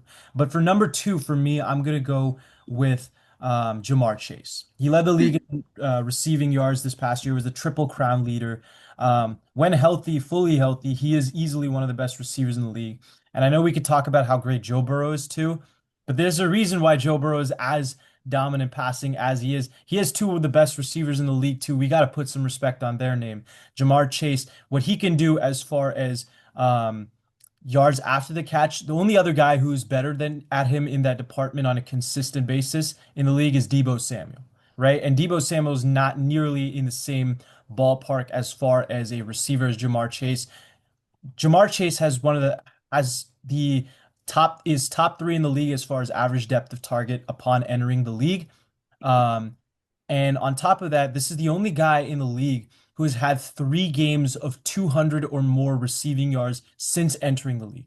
I don't know how you can find any other receiver who's done that and not call them top two in the league when they have other stats like this. Jamar Chase to me has to be the number two receiver in the league for those reasons. Yeah, I almost put him at two. I thought about it, but winning games is not necessarily a receiver stat, but the point of football is to win games. Hmm. And I'm not going to say that Jamar Chase is not doing basically everything he can. I mean, their defense is pathetic. It's a very bad defense, but I think Very much. But you can just write this down right now. Jamar Chase is three, right? The top 10 is Justin Jefferson, AJ Brown, Jamar Chase, and we can argue the order, but I don't see anybody else who gets put into the top three. Well, I So, have one other guy I will. well, okay. I'm just going to stick, just to finish my point about AJ Brown over Jamar Chase. All of football needs to be considered when we talk about a top 10 list and how it relates to winning. Because the final goal of football is to win. Part of the reason why the Bengals will never have a great defense is because every single offensive player takes an insane contract. You can't pay the defense. There is no money to pay them. I'm not saying that A.J. Brown is a cheap player, Mhm. but he is certainly not as much of a cap hit as Jamar Chase. So there's a reason why the Eagles can have Saquon Barkley, can have Jalen Hurts, can have Devonta Smith, can have the best offensive line in the league, can have one of the best defensive teams in the league, and still pay a guy like A.J. Brown because they're not paying their wide receiver two, Devonta Smith, the same way that the Bengals are paying T. Higgins. And A.J. Brown is not making, I don't think he's making the same money that Jamar Chase is. I remember Jamar Chase got a new contract and it was a pretty nice deal. Oh, very nice. So, so Jamar Chase, yeah, he is the Triple Crown winner. You know, he had statistically the best season this year. But if we're going to talk about top 10 and how it's going to relate to, because all statistics you have to relate to winning games. Otherwise, they're called garbage yards. It's like what Derek Carr did on the Saints, where he would go down by 3 possessions and then throw a touchdown in the fourth quarter. So all statistics need to in some way relate to winning. And Jamar Chase's did, but I feel like A.J. Brown, not having the highest contract in the league, but still playing like one of the best receivers in the league, contribute. That's the reason why the Eagles are able to have such a complete team and win the Super Bowl. Yeah, but at the same time, AJ Brown again is still playing on a team that is as loaded as it is. You take out Jamar Chase from the Bengals. I doubt Joe Burrow is going to play as well as he is to the point where they win eight, what was it, 8 or 9 games that they won last year. They're probably winning 6 games and they're closer to what Drew Brees and the Saints were in the mid 2010s, just based on the fact that, once Marquez Colston retired, Drew Brees was even more handicapped because he didn't really have a true number one receiver. Brandon Cooks was kind of still developing. He wasn't really ever truly a number one, just more of a deep threat. And then Michael Thomas was a rookie at that point in time. Um, Jamar Chase, though, is the second best. He was the best receiver in the league this year, and he created in opportunities where where the Bengals were pretty much down and out of the games.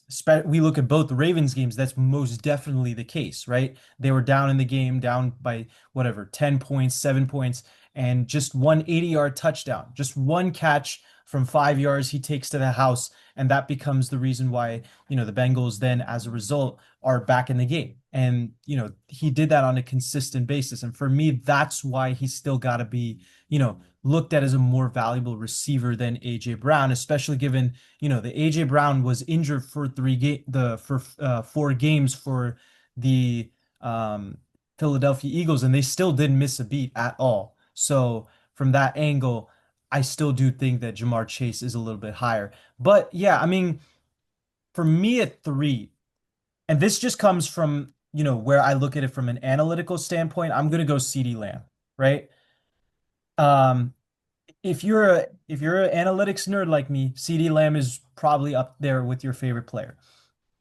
He is so underrated when it comes to his ability to break tackles. He's broken more tackles than anybody in the NFL over the last 3 years as a receiver, not named Jamar Chase or Deebo Samuel. And mind you, Deebo Samuel, we have to give him credit. He's done this in spite of injuries and terrible, terrible games. I could say this as a Niners fan. Um, but CeeDee Lamb, he's coming 1 year off a 1,600-yard receiving season. Last year, he had 1,100 yards. Wasn't great as far as deep threat, as far as he only averaged 11 yards per attempt, and most of those were yards after catch. But we have to remember at the end of the day, he was also playing half the year without Dak Prescott. And at the same time, he was still putting up really, really good numbers. I would argue from the standpoint if Dallas had a better defense, they would be in a lot more games, but he was the reason why they were still in a lot of games in the second half of the season when they lost, especially against Washington and the likes of Philadelphia in a couple games. To me, CeeDee Lamb is definitely there as far as just being the complete package, as far as being able to be one of the most consistent players, as far as not dropping the football, as far as creating those yards after catch, and then on top of that, being able to turn those into touchdowns. He's had 6+ touchdowns in each of the last 4 seasons. He had 12 touchdowns in 2023. He had 6 touchdowns this past season. To me, CeeDee Lamb, for those reasons. So yeah, for those reasons, I would put CeeDee Lamb as my number 3. Again, this is just from my analytics standpoint. CeeDee Lamb, as an analytics nerd, is very much one of those players that you just look at and say, why isn't he ever mentioned as far as the best receiver in the league? And I don't think he's the best receiver in the league, but definitely there are a lot of those types of things that really put him in that conversation. All right. Well, I'm gonna have one more guy above CD Lamb, so you might not like this, but here we go. I gotta put him on Ross St. Brown. That's fair. So I remember his first year, where he really broke out with the Lions. And I mean, the Lions were awful that year. This was, before the Lions got like really, really good. But even when the Lions were just an awful football team, once he got to about like, I don't know if it was like 5 weeks before the end of the season or 4, he just kept putting up game after game after game on an awful team. Not a whole lot of weapons. Yes, Right. Jared Goff is an excellent quarterback. However, the team as a whole was pretty bad. And he just kept putting up great game after great game after great game. And since then, I mean, he's only gotten better. Um, Not the Giants, the Lions. One interesting thing about the Lions, now they have one of the most stacked teams in the league. Now they have Montgomery. They have Amir Gibbs, who's one of the most, who's going to have one of the best seasons as a running back when he no longer has to split carries. I think he's being held back a little bit. But now the Lions have a very stacked team. The Lions used to be one of the worst teams in the league, and Amon-Ra was kind of what helped crawl them out of that position. The Lions don't become what they become today without Amon-Ra St. Brown. I don't know if there's any other receiver who could have revived the team like Amon-Ra St. Brown did, because usually the quarterback revives the team. Usually the quarterback pulls the team out of the mud, but he really pulled the team out of the mud. His rookie year on a bad team when he was not a very big name when he started the year. He really only became a big name at the end of the year. I just wanted to pull up the statistics that I made sure I had the numbers right. He had 912 yards in his rookie year. Correct. He had almost 1,000 yards in his rookie year on a team that lost their first 10 games. And he was only really had his name in the headlines for like the last 3 weeks. That's how good of an end to the season he had as a rookie. Now, with how much the Lions spread the football, the Lions have a lot of good backup receivers. We might not see top level statistics like you'll see with CeeDee Lamb. So, CeeDee Lamb, this is one thing that I do kind of take away from CeeDee Lamb, although I have him at 5, so I'm not going to take away too much from him. But unlike Jamar Chase, unlike A.J. Brown, unlike Amon-Ra St. Brown, CeeDee Lamb does not have as much depth behind him hogging yards. The Cowboys receiving core is not that stellar. I mean, after CeeDee Lamb, there's not too much. They have enough to open up the field to where he's still a realistic target. He's not like the only guy they have. But they don't really have a ton of other guys to take away yards from him. So his stats are going to look better than some people.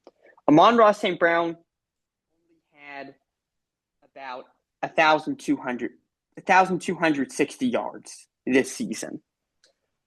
He was part of the yards that are not shown is the fact that the Lions had 2 starting running backs who were going to get their yards. David Montgomery is a great running back. Jahmyr Gibbs is a great running back. They had a Bama receiver who came back from injury, Jameson Williams, who had a great year. He had a ton of breakaway touchdowns. He Very had an nice. amazing year. The Raymond guy was a very good wide receiver. I know he got buried on the depth chart because the Lions are a deep team, but he's a very good receiver. And the Lions had one of the best tight ends in the league as far as receiving goes in Sam Laporta. So you have all these guys taking away yard share. And Amon-Ra still came out with 1,263 yards and 12 touchdowns, which was pretty good. Hmm. So it's hard to statistically back Amon-Ra at 4 because of how many guys are splitting the yards. But the Lions would have never gotten guys to split the yards, generated this buzz around the team, unless you have a rookie Amon-Ra St. Brown show up at the end of his rookie year and somehow on one of the worst teams I've ever witnessed, barring all Browns teams, because the Browns are always going to take that category. Hey, I mean, that's Um, why we're called the winning Browns. Am I right? yeah. So except for, the really low teams, that Lions team was horrendous. And he shows up, and when he starts playing well, the whole team turns around, and they actually won a couple games at the end of the year. So, yeah, I would put him on Rye 4. And then I'd put CD at 5. Okay, so we'll go there. So you have CD at 5. For me at 4, I'm gonna go AJ Brown. Okay. I think you went through most of the stuff I was gonna say about AJ Brown.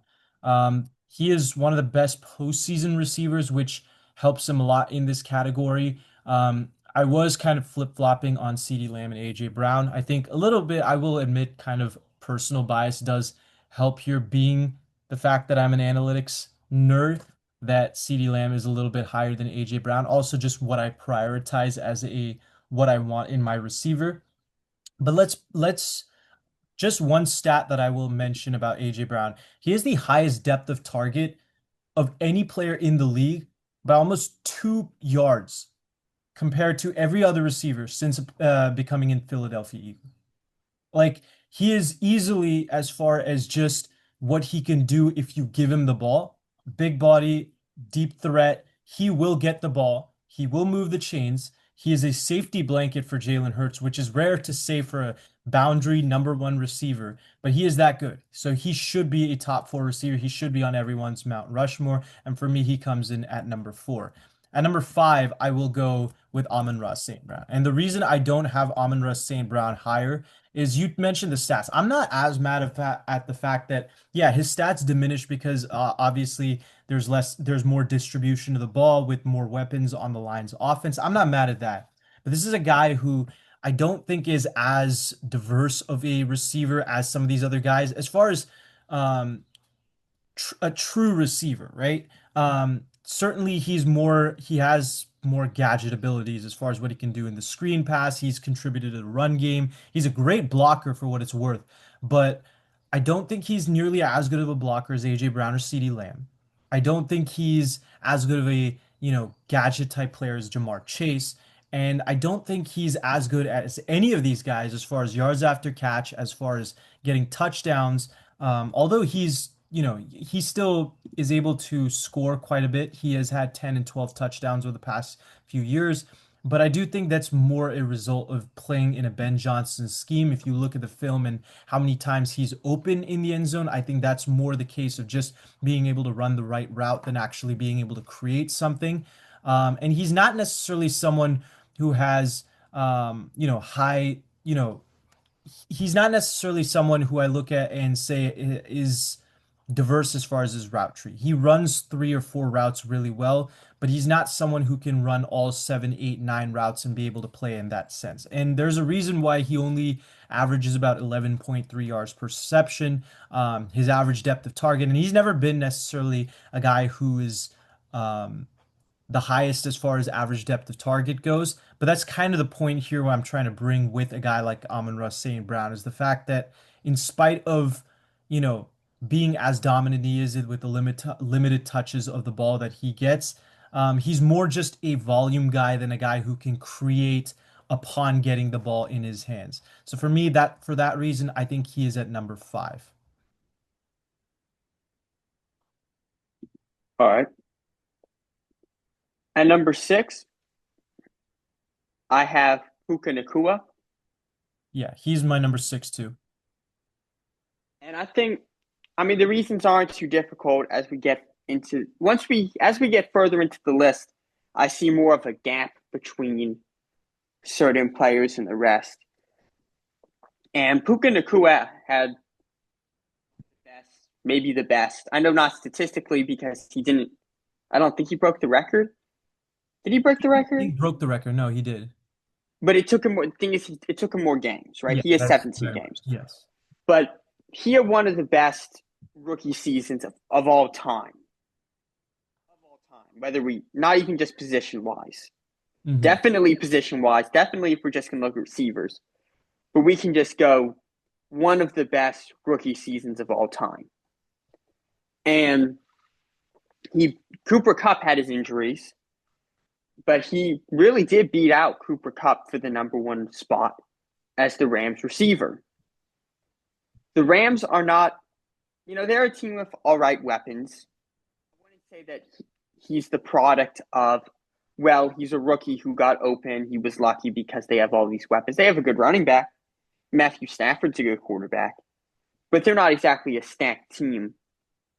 So when he's a rookie, he was really making a name for himself. He was making a name for the offense as a receiver number one, as the number one wide receiver as a rookie.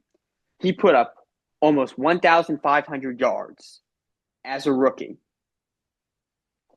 His second year, this last year, he had injuries, so he only played 11 games this year, and he still almost put up 1,000 yards. He had 990 yards through 11 games. So yeah, I'd have him. He had 12 and a half yards per reception, which isn't bad. He makes the receptions count. Yeah, I'd put him at six. I would very much agree with you. He is at number six, and the only reason he's at number six, I think he would have been higher on this list had he not gotten hurt earlier in this year, but obviously that did limit his overall production this past year. Even then, this is a guy who was third in the league this past year in yards per game, behind only Justin Jefferson and Jamar Chase. He averaged 90 yards per game. He is very quickly emerging as one of the best receivers in the league. Add in one of the best blocking receivers in the game, which I don't think enough people talk about. This is a guy who was the number one receiver according to PFF for those exact same reasons. He had a 63.2 success percentage, and for those of you who don't know what success percentage is, it's basically a successful reception that gains at least 40% of yards required to get a first down, right? Depends on the down. That's if you're on first down. On second down, it's 60% of the yards, 100% on third and fourth down. And he is a guy who's gets valuable type of receiving yards at bat. He had his 74% catch rate. He doesn't drop the football that much. Yards per target, he has 9.3. For a guy who's in a very heavy passing attack, that's very high for a player like that. One of the best route runners, one of the best separators in the league. Great at, There's one thing. sorry? There's one thing that I think should also be pointed out: his postseason play. I don't know if you're about to get to that. Oh yeah, I was, yes. Okay, yeah, I mean, he doesn't play, he hasn't played too many postseason games yet. Obviously, he's a young player, but when he has played phenomenal. The Lions game comes to notice. Even against the Eagles, he played pretty well. Um, and yeah, I mean, just overall, he's a very complete receiver. As far as production, he's just got to, do it a little bit longer and, be on the field a little bit more, and he will be mentioned in top three conversations very, very soon. And I think next year he could very much emerge as possibly the best receiver in the league as far as production. But we'll see. I mean, the Rams have a very good team, but I would not be surprised if Puka Nacua is talked about as number one, wide receiver one in the entire league next year. yeah. And I know he hasn't played too many postseason games, but I think the postseason games that he has played are very important because his first postseason game, he puts up 181 yards. Correct. That's not a common thing. That's in his rookie season. Right. So, in reality, he played 17 games, 1,486 yards, but really, he played 18 games, Correct. including a very important playoff game. They didn't win, but it was a very important playoff game, and he played well. And he, through 18 games, put up about 1,667 yards. So, yeah, I mean, he had an excellent rookie season. And this year, he averaged 70 yards a game in the two playoff games that he played. He put up 141 yards in two games. I mean, that's pretty good. The Rams played in some struggle games, not very offensive games for them. I think against the Eagles, they played in the snow. They faced the Vikings in the first game, and the Vikings had a pretty good defense. Mostly the Rams' defense is what really won that game because Sam Darnold couldn't step anywhere on the field. I think they had like 9 sacks maybe. Yeah. But yeah, I mean, he had an excellent playoff run this year, and he had more yards through that one game in his rookie season. So yeah, I put him at 6. Now, at 7, I have an interesting pick at 7. I'll see if you like this pick or not. I'm going to go with Mike Evans. I'm not mad at it. He was going to be my number 8. I'll just say that right now. Um, I had honestly considered him to be in my top 5, so I'm not mad at that at all. Yeah, I mean, no single season, except for maybe that 2018 year because Jameis Winston throws the football wherever he likes, and at some point it's going to land. Um, I love I love that the way you said that. but except for that year, in none of his seasons is he at that threshold that you were talking about, that 1,500, 1,600 yard season. But there's not a more consistent receiver in the entire league. He's not young for a receiver, you know. He's 31 years old, which is approaching that age where receivers really start to regress. So, over the last 5 seasons, let's not even think about yards for a minute because we all know he has the streak of 1,000 yards. He's never had a year, not even his rookie year, where he's had under 1,000 yards receiving. Let's even take that streak aside. Over the last 5 years, he had 13 touchdowns, 14 touchdowns, only 6 touchdowns in 2022. 13 touchdowns, 11 touchdowns. Yep. So so that is 57 touchdowns in 5 years. That's his recent career. He had a good start to the career, but at least on the touchdown side of the ball, and even to some extent on the yard side of the ball, he improved these last few years, and he's 31. I really don't see too much evidence that he's slowing down. The only reason he almost didn't hit that 1,000 yard mark this year was because he was injured for a game. That's the only reason he almost didn't hit it. And even with missing a game, he still had 11 touchdowns.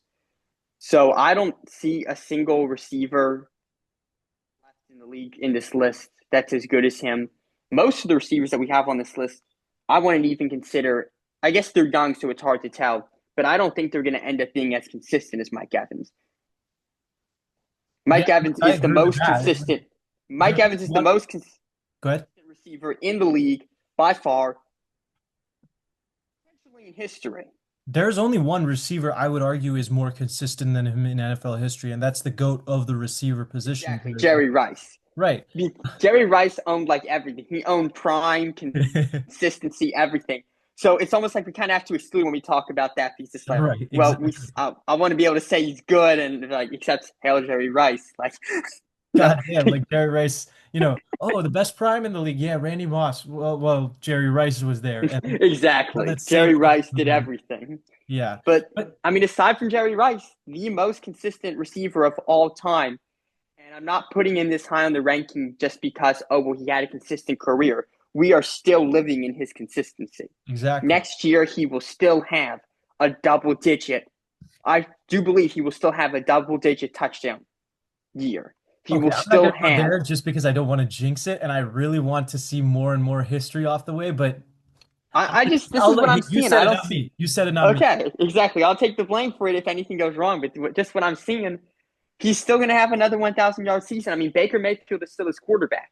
Baker Mayfield's a very good quarterback. He's not going to be sent to the shadow realm. And by the way, earlier in his career, he I mean, Jameis Winston is a good quarterback for yards, so I can't take anything away from that. But I mean, Mike Evans does not usually have the quarterback that's the craziest statistically. Tom Brady had a great year with the Buccaneers, and he won a Super Bowl. So he played great with the Bucs, but he did not have like Peyton Manning slinging him the ball, Mhm. forcing him yards like he's Reggie Wayne or anything. Right, These 1,000 yards he earned consistently by playing like every other receiver does with a pretty normal quarterback. right. And he's still going to have a consistent quarterback. So, yeah, I don't see anything changing. I think he might do better next year than he did this year. So I would have to put him at 7. And I would like to remind people, this is a guy who his rookie season, his Mike Evans quarterback was Mike Glennon, who, you were talking about Mitchell Trubisky and how bad he was with the Pittsburgh Steelers. I would argue Mike Glennon is the worst quarterback that I have ever seen in league hit, in my time watching football. Um, so yeah, I mean, again, I don't know. This is a guy who, when he entered the league, Mike Glennon was his quarterback. Mike Glennon, oh my God. I remember watching him and thinking, how is this man a quarterback in the NFL? And somehow he got paid $15 million later on by the Bears. I mean, the Bears are the Bears, but what are you going to do about that? Um, Yeah. but yeah, I mean, he's gone through that to getting the GOAT as his quarterback, to then getting Baker Mayfield and everything in between. Offensive coordinators such as bad as Byron Leftwich, the guys such as um, what's his name, Dave Canales, to then last year, now I'm forgetting his name, Liam Cohen. Um, he's had a lot of different offensive coordinators and has still been the consistent plug throughout all of that. And he's won a Super Bowl. He's one of the best postseason receivers of all time, which I don't think gets talked about enough. We talk about receivers who, um, who end up being schemed into getting touchdowns. A guy like Devontae Adams, I think, was in that conversation for a minute when he was with the Packers, even though he was still pretty good as far as a red zone threat. Amon-Ra St. Brown's in that conversation right now. Mike Evans is, you can never put him in that conversation. He's a guy who has several 25 plus yard touchdowns a year. He's a guy who's making contested catches to make his touchdowns all the time. He is one of the best receivers in the league, and I can very well understand the argument of putting him in number seven. For me, however, I'm going to go with a guy who I think, had it not been for injuries, much like Puka Nacua, would be looked at as maybe the best receiver in the league this past year. He had 500 yards in 6 games prior to getting hurt, and that's Nico Collins.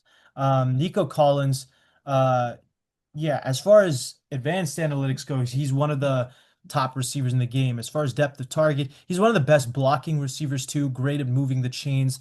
High success rate. We're talking about a guy who I just want to pull up the stats here before I say anything that is wrong here. But this is a guy who had 1,000 yards in 12 games, 14.8 yards per reception. He's had averaged 14.8 yards per reception his entire career, has 15 touchdowns over the past 2 seasons.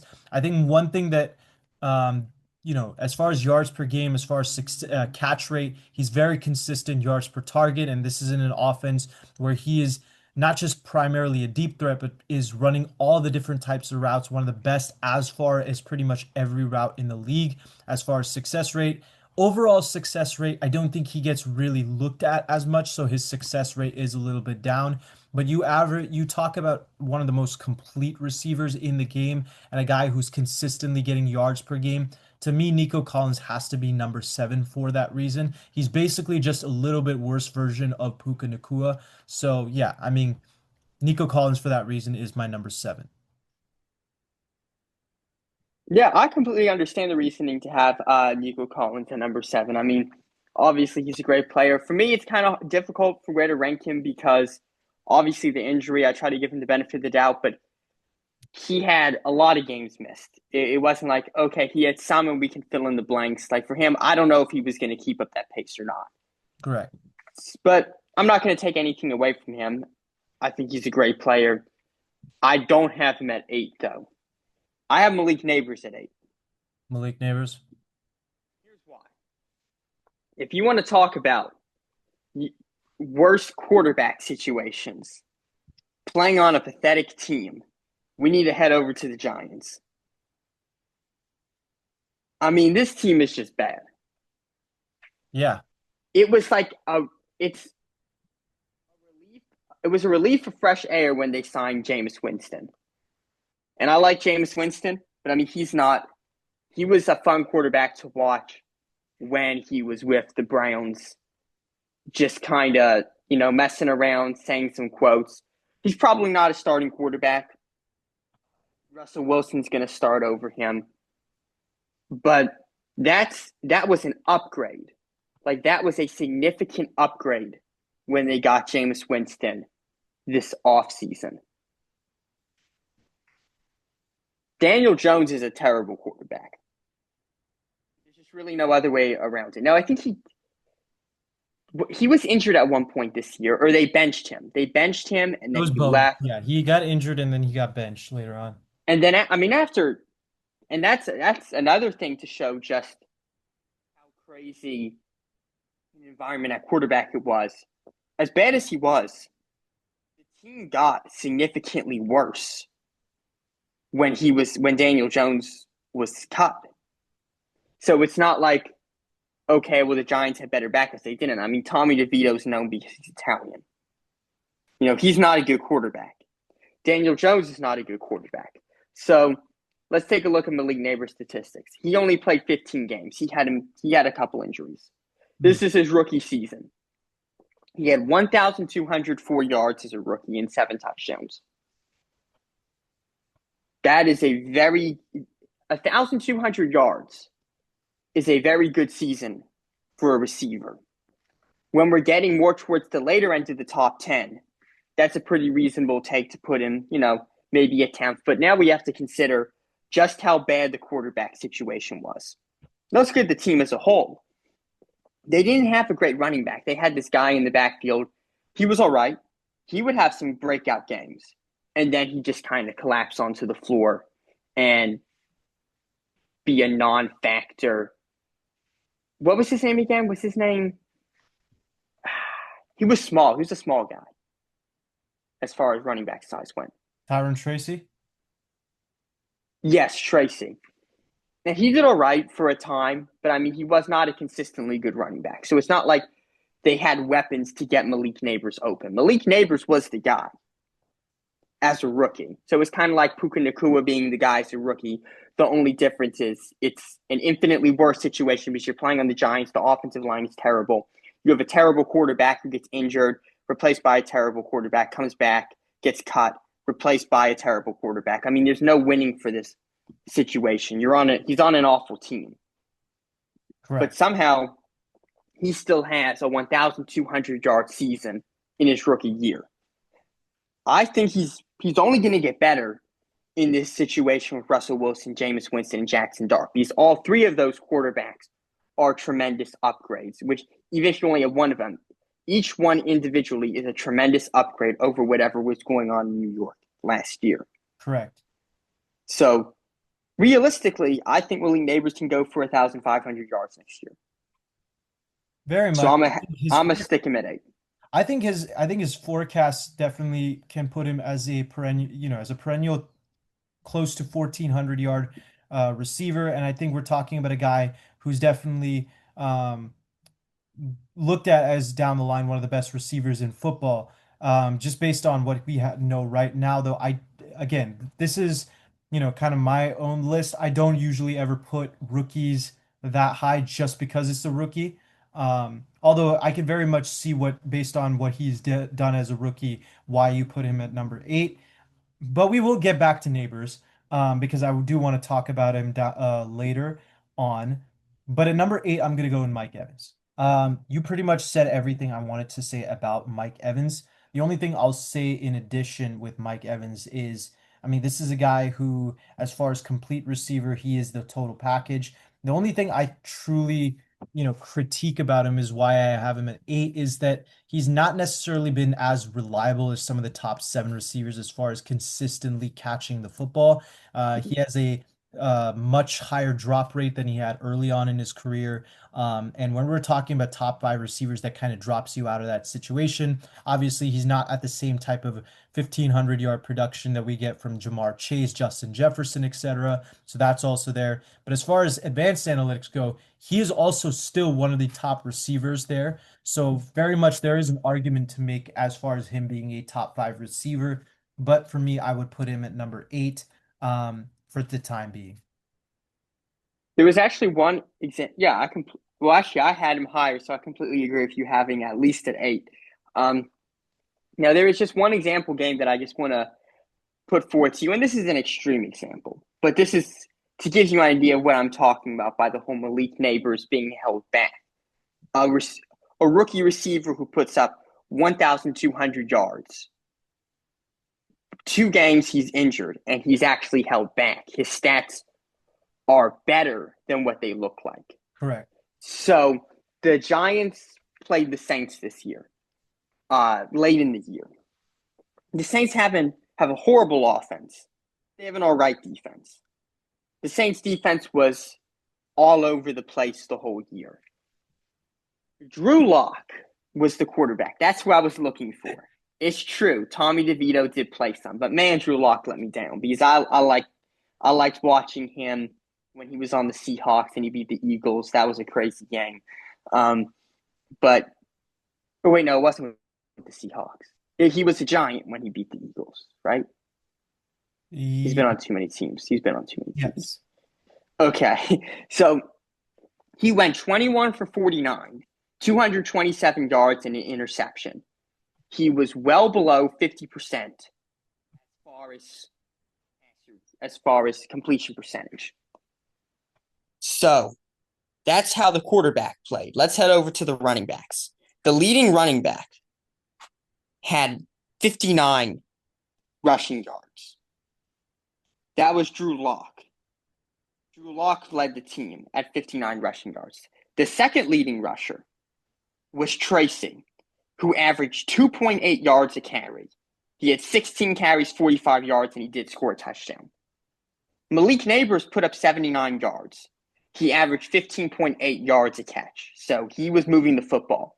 He was the only receiver on the entire team. He was actually the only skill position player who had more than 50 yards at his position. Yeah, This was a bad team. Like, this is just basically my point about Malik Neighbors is that as good as his statistics look, if he even was on a mid team, a serviceable team, you could be looking at 1,400 yards, not next year, last year, his rookie year. That's what we could have been looking at. very much. So that was just my main point about why I would put Malik Neighbors top 10. For 9, I'm going to go now. Yeah, I'm going to go Devonta Smith Hmm. at 9. And I guess it's not common that you would have a wide receiver 2 in the top 10. I think realistically, if he weren't an Eagle, there's very few teams in the league that would not quickly welcome him as wide receiver 1. Very much. So, but we're going to hold that standard. If I'm saying very few teams in the league would say no to him being wide receiver number 1, well, I have 8 guys above him. That's 8 teams that want him at wide receiver number 1. I don't think there's 9 teams that want him at wide receiver number 1.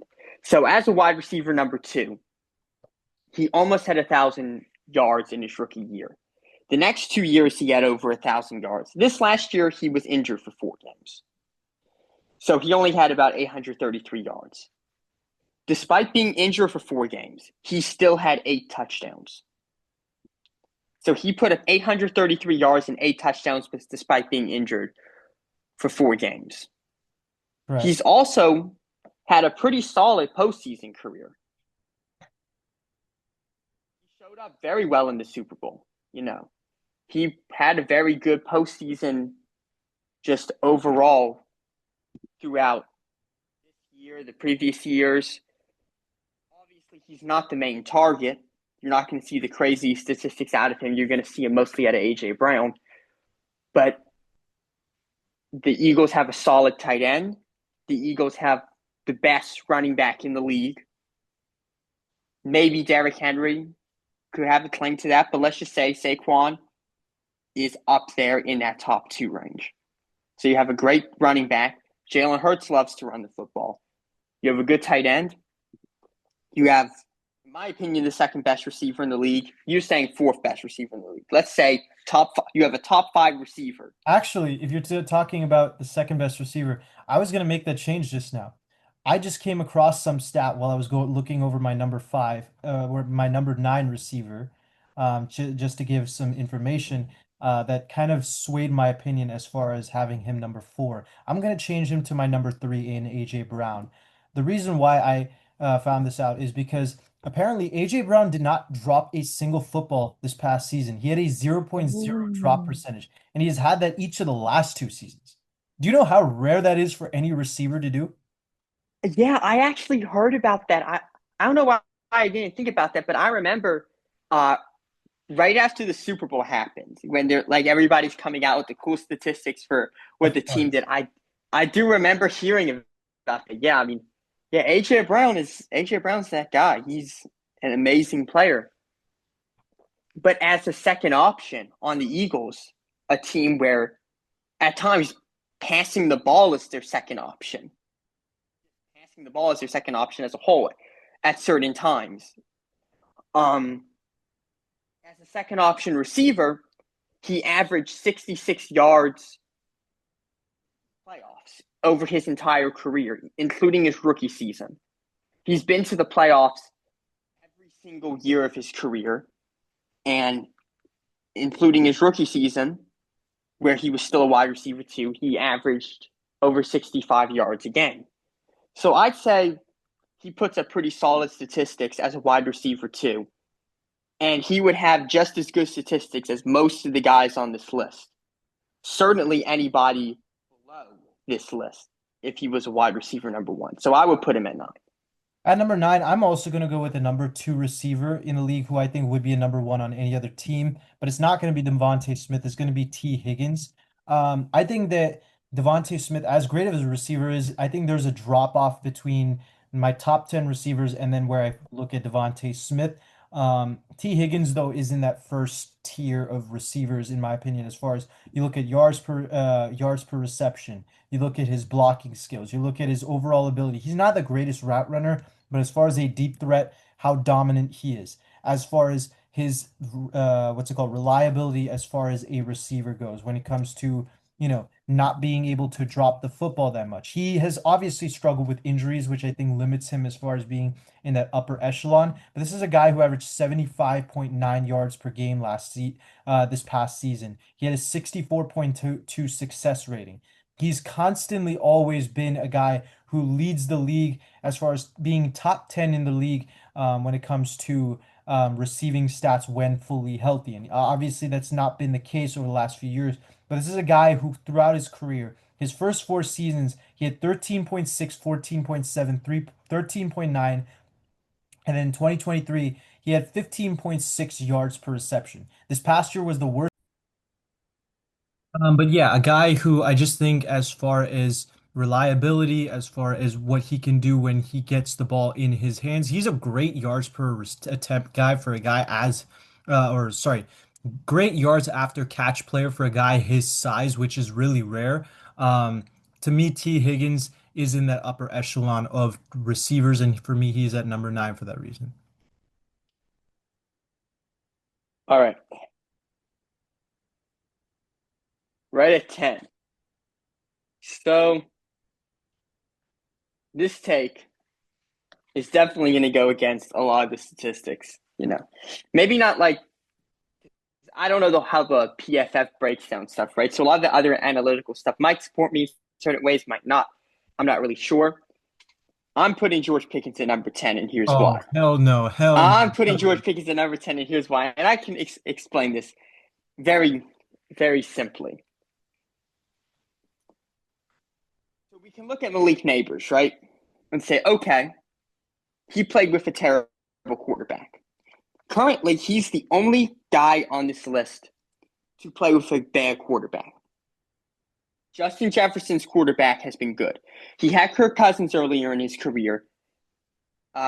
Sam Bradford had the best year of his career this past season. AJ Brown is Jalen Hurts. I have him very easily in my top 5 of quarterbacks. Jamar Chase has Joe Burrow. Top 3 of quarterbacks. Amon-Ra St. Brown, Matthew Stafford. CeeDee Lamb is Dak Prescott, who's a pretty good quarterback. Puka Nacua has a good quarterback. And I messed up. I meant Amon-Ra St. Brown is Jared Goff. Point is, Puka Nacua has Matthew Stafford. Mike Evans has Baker Mayfield, and Devonta Smith has Jalen Hurts. You cannot name me another receiver number 1 who has been in a worse situation than George Pickens. And I don't care. You can go to the bottom of the pits. You can go to the Davante Titans. Adams. Over the last 3 years, Davante Adams. Not had a worse situation. Davante Adams has not had Kenny Pickett, has not had Mitchell Trubisky, and he has not had Mason Rudolph. Now, Mason Rudolph did. Is that Aiden O'Connell? I would say Aiden O'Connell played far better than Mitchell Trubisky. Mitchell Trubisky would come into games just to lose. That was literally the only point of the football game. I think he might have won one game his entire time in Pittsburgh. Because he started the season 1-4, and then he got benched his first year. Mm-hmm. And that first game, he absolutely did not deserve to win. That was fully on the defense. So, George Pickens, except for this past year, where once again the Steelers did play 2 quarterbacks. They switched quarterbacks. Some of them were consistent with getting the football. They weren't always. They weren't always very good about that. I thought the Steelers scheme was horrendous when it comes to getting him the football. The only he played with Russell Wilson, but the schemes really were not very good when it comes to getting George Pickens to football. So, except for this past year, his first 2 years, he played with three third string quarterbacks. And he put up 1,140 yards in 2023, playing with Kenny Pickett, Mitchell Trubisky, and only at the very end did he have a quarterback who was even interested in moving the football. And that quarterback, that huge improvement, was Mason Rudolph. George Pickens is one of the best contested catcher in the league. As far as difficult catches go, maybe by the statistics, other people might have more yards when it comes to contested catches. But if we're talking about genuinely contested catches, balls placed where they should not be caught because there's a defender on the ball or the ball's way over both of them. Right. Pickens is the best in the league when it comes to making those catches. I know Justin Jefferson had a really nice catch. It was played on SportsCenter for a while. But George Pickens does this consistently. The only times when he actually gets big gains is when he forces the quarterback to throw a complete pass. The passes are usually horrendous, and somehow he comes up with it. And unfortunately, for what people deserve, a Steelers quarterback gets a completed pass. So he's never really had a good quarterback in his entire career, a good quarterback or a good offensive coordinator. I mean, remember, the Steelers had Matt Canada. Let's talk about Arthur Smith. He's not great at scheming for wide receivers. George Pickens was drafted into the pits of doom. A Matt Canada offense. Matt Canada failed at LSU and somehow got a job as an offensive coordinator in the NFL. And he is the worst offensive coordinator I've ever witnessed in my entire life. I've witnessed offenses play poorly because they have bad players. I've never seen an offensive coordinator deliberately sabotage his team so often as Matt Canada. So, yes, George Pickens has played with 5 different quarterbacks in 3 years. 3 of those quarterbacks are backups, second string at best. He's had an offensive coordinator who's very run-oriented, who's arguably not very good, and the worst offensive coordinator I've ever seen in my life. Everything has worked against him so far. And he still had an 1,000-yard season. He still comes up with some of the best catches you'll ever see in the NFL. And in Dallas, he's going to go off. Now that he finally has a quarterback, there's finally another wide receiver to throw to so that the entire defense isn't hounding him for the entire game. We're going to see a lot different statistics from George Pickens this next year. That's why I wanted to see him stay in Pittsburgh, because once you have A-Rod, you have DK on the other side. Finally, it's not, oh, well, George Pickens is on the field, and, well, there goes Calvin Austin. He might run real fast, but he's not going to do much. So, yeah, I put George Pickens at 10. Look, I don't have a problem if you were to put George Pickens like top 15. I can understand that for the reasons that you mentioned, but top 10, that is really, really high for me. It's hard to make that argument when you have other guys on this list. One of those guys being a guy you already mentioned, who I'm going to put at number 10. And I already said that I usually don't rank receivers this high, but there have been so many good rookie receivers over the past few years. It's hard not to when you have a guy like Malik Nabers. Malik Nabers, Brian Thomas, Devontae Smith, those guys have to be ahead of George Pickens. Wait, I'm sorry. I misheard you. Malik Nabers. Brian Who else? Thomas and Devontae Smith. Devontae Smith, Malik Nabers, yes. Brian Brian Thomas, Thomas, I almost put him at 10.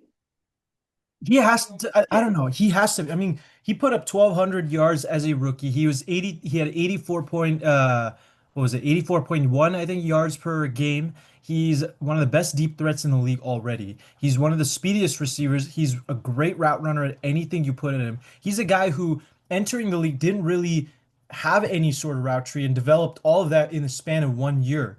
And he was one of the best as far as yards after catch, average depth on target. I don't know how you could put a guy who's more focused on fighting in the middle of a Oh, game. I 100% could put him in. Here's why. Do you honestly think that if you switch the situations and you put Brian Thomas in a situation where it's either one of the worst offensive coordinators that mankind has ever seen with three backup quarterbacks or a run oriented offensive team with an okay coordinator, two quarterbacks who don't really recognize who the real number one target is. Do you honestly think he's putting up any different numbers than what George Pickens put up? I think he's putting up slightly better numbers than I George. think he's putting up way worse. I would, okay, well, that's where I very much disagree with you, but I would also make the argument again. You're looking especially at what he did last season. If you have a quarterback like Russell Wilson or Mason Rudolph, who are the best of the two with the Steelers, right? They're two quarterbacks who specialized in when they threw the ball, a deep pass. Mason Rudolph, not as much, but Mason Rudolph, when he threw the deep ball pass, he relied on a guy like George Pickens quite a bit. Even Kenny Pickett, for that matter, did that same thing. Brian Kenny Thomas Pickett. is better at that than George Pickens. And he's better after the catch too. So from that Wait. argument, Did you say that Brian Thomas is better at the deep ball than George Pickens? oh yes, 100%. Oh, His average depth of target is miles better than George Pickens. see, I'm not talking about average depth of target because the Steelers quarterbacks couldn't throw. Kenny Pickett didn't have an arm. This is not even a fair comparison. Kenny Pickett, I never saw that dude throw 50 yards down the field. But that's where the route tree also comes in play. Brian Thomas has a better route tree than George Pickens. So even if he couldn't necessarily, get a deep ball, all right, now he goes on a post route. Mason Rudolph or Russell Wilson can at least throw that much, correct? Look, I just have a genuine question for you because I feel like there's a slight problem that you're missing. I'll get to this past season, right? Because he did have Russell Wilson and Justin Fields. Correct. Right, and out of prime Russell Wilson and Justin Fields, who like to run the whole time. So Correct. we can get to his huge upgrading quarterback when he had an out of prime quarterback and a running back at quarterback. Let's focus on his other, and Arthur Smith is his offensive coordinator. Let's focus on the start of his career. Did you watch much of like the Steelers 2022 and 2023? Yeah. Okay, so then you would have seen how many times you would have seen the play. I think it was against the Colts. No, it was against Miami, where he was wide open in the end zone, and Kenny Pickett just runs the other way and Yeah. throws it to someone else. Okay, this was not an isolated incident. Statistically, Brian Thomas route tree may look a lot better because he's thrown to when he's open. The Steelers quarterbacks did not have a history of throwing to the open man. There were many times where I just look at the TV and see George Pickens open, and the quarterbacks could care less. Right. So if we're going to look purely off of statistics, yeah, George Pickens might not even be top 20 if it's only off of statistics because he's going to get eaten up in this whole the quarterbacks he had can't throw. I've never seen a starting quarterback with as incompetent an arm as Kenny Pickett. I'm not saying he's the worst starting quarterback I've ever seen. He's certainly not. Mike Glennon was worse than Kenny Pickett. Geno Smith with the Jets was a sight. But that's the thing However, I would argue because at the end of the day, this was George Pickens' best season with the best situation that he's had in Pittsburgh over the past 3 seasons, correct? mm, yeah, I see. That's the thing. It's the word best. Yes, it is the best of what he's had. Mhm. That's like saying, is it? We were $1 million in debt. Now we're $500,000 in debt. This is the best financial situation we've ever been in. Sure, but that best situation is also, we're talking about a third-year receiver who's just entering his prime, who's in the best situation of his career, which is honestly a very equal level situation, I would say, this year, this past year, to what the Jacksonville Jaguars had. And the Jags had a worse offensive coordinator. They had a quarterback who, for the last 5 games of the season, was out because of injury. And we have a team who prior to that was terrible, terribly coached. Who, At who filled in for Trevor Lawrence? Say it again. Who filled in for Trevor Lawrence? Let me check again. I That's forgot. what I'm trying to remember because I know, yeah, Trevor Lawrence did get injured. Let's see.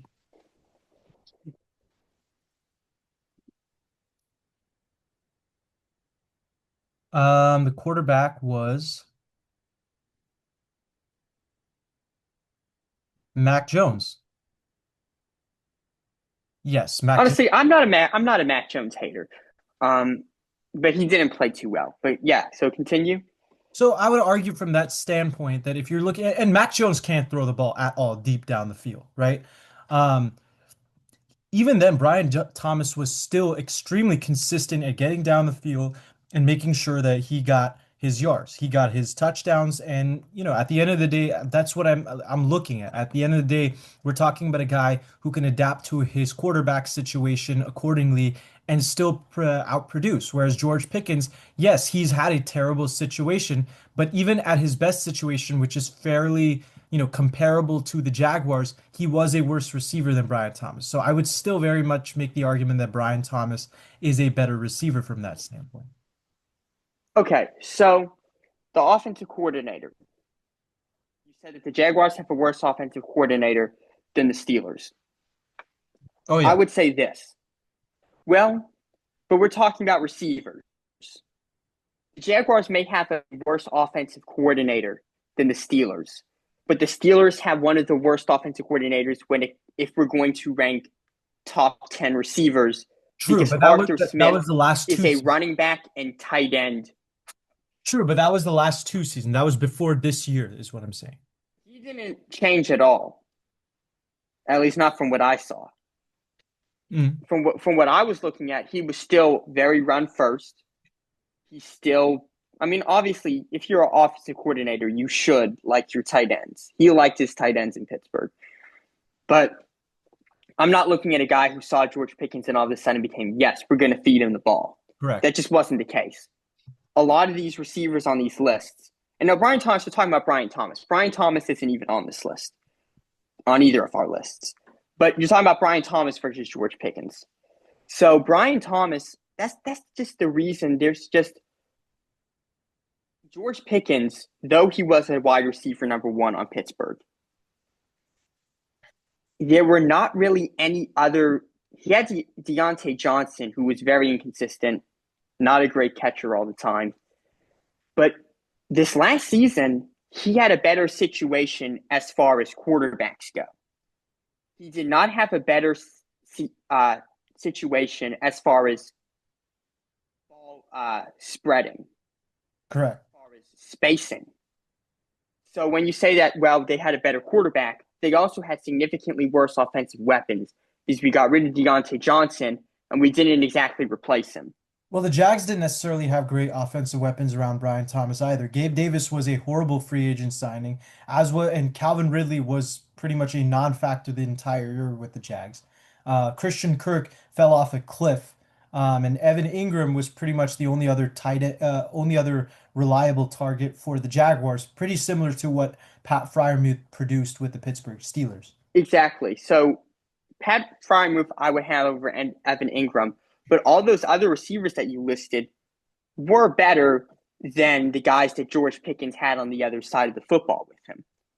Roman Wilson was injured, and Calvin Austin was the only other guy who really posed an offensive threat for Pittsburgh, and he's a very inconsistent player. If he doesn't get a breakaway, Calvin Austin's not doing anything. Right. So George Pickens was not wide receiver one. He was the wide receiver. And every defense knew you guard him, and then you don't have to worry about any other receiver. We can worry about the tight ends. We can worry about the running backs. And Arthur Smith was not about to scheme him open. Mhm. Even with all this, in the playoffs, George Pickens only had 5 targets this year in the playoff game against the Ravens. That was one thing that I was mad about watching the game. And it's just the way the Steelers run their system. They would not choose to scheme for their wide receiver number one. This doesn't just hurt him statistically. This hurts the whole team because he's our number one receiver for a reason. Correct. So even though he only had 5 targets, he had 5 receptions, 87 yards, and a touchdown. He was our best offensive player besides Russell Wilson, second half Russell Wilson. He was our best skill position player on 5 targets. Hmm. That's why the statistics really will never show the story of George Pickens in Pittsburgh because he was by far the best player on the field for Pittsburgh skill-wise. But because of that, all the defenses made sure to guard him because there really was no other weapon you need to worry about as Correct. far as receivers go. Pat Fryermuth is a good player. He is also inconsistent at times, but there really was no other receiver they needed to worry about. So it was guard Pickens, and then, well, now it's the offensive coordinator's job to scheme your best player open. Arthur Smith doesn't want to because he wants to do a running game and he likes his tight ends. Right. Matt Canada physically cannot scheme anything other than a jet sweep that will lose you 4 yards. So, Matt Canada is the type of offensive coordinator who thinks that Jim Marshall was running the right way. so with the thing with George Pickens is that, yeah, I completely understand your point about Brian Thomas and about a lot of these players with the statistics and the analytics and even the situation that Brian Thomas was in. I'm not pretending that Brian Thomas was in a good situation. I almost put him at 10. But they're just, if you look individually by position, you can say, well, this team had a worse quarterback situation or this team had a worse coordinator situation. But when you combine the quarterback situation with the coordinator situation, with the spacing situation where we had one other good receiver weapon and we got rid of him, and now George Pickens is the only guy the defense needs to worry about. There really was no worse situation in the league for a receiver number one than the Steelers. Correct. One So way that's why I would have him ranked high. One way or another, it's going to be interesting to see how he ends up adapting to the Dallas Cowboys system, especially given the new offensive coordinator, new head coach, and Brian Schottenheimer.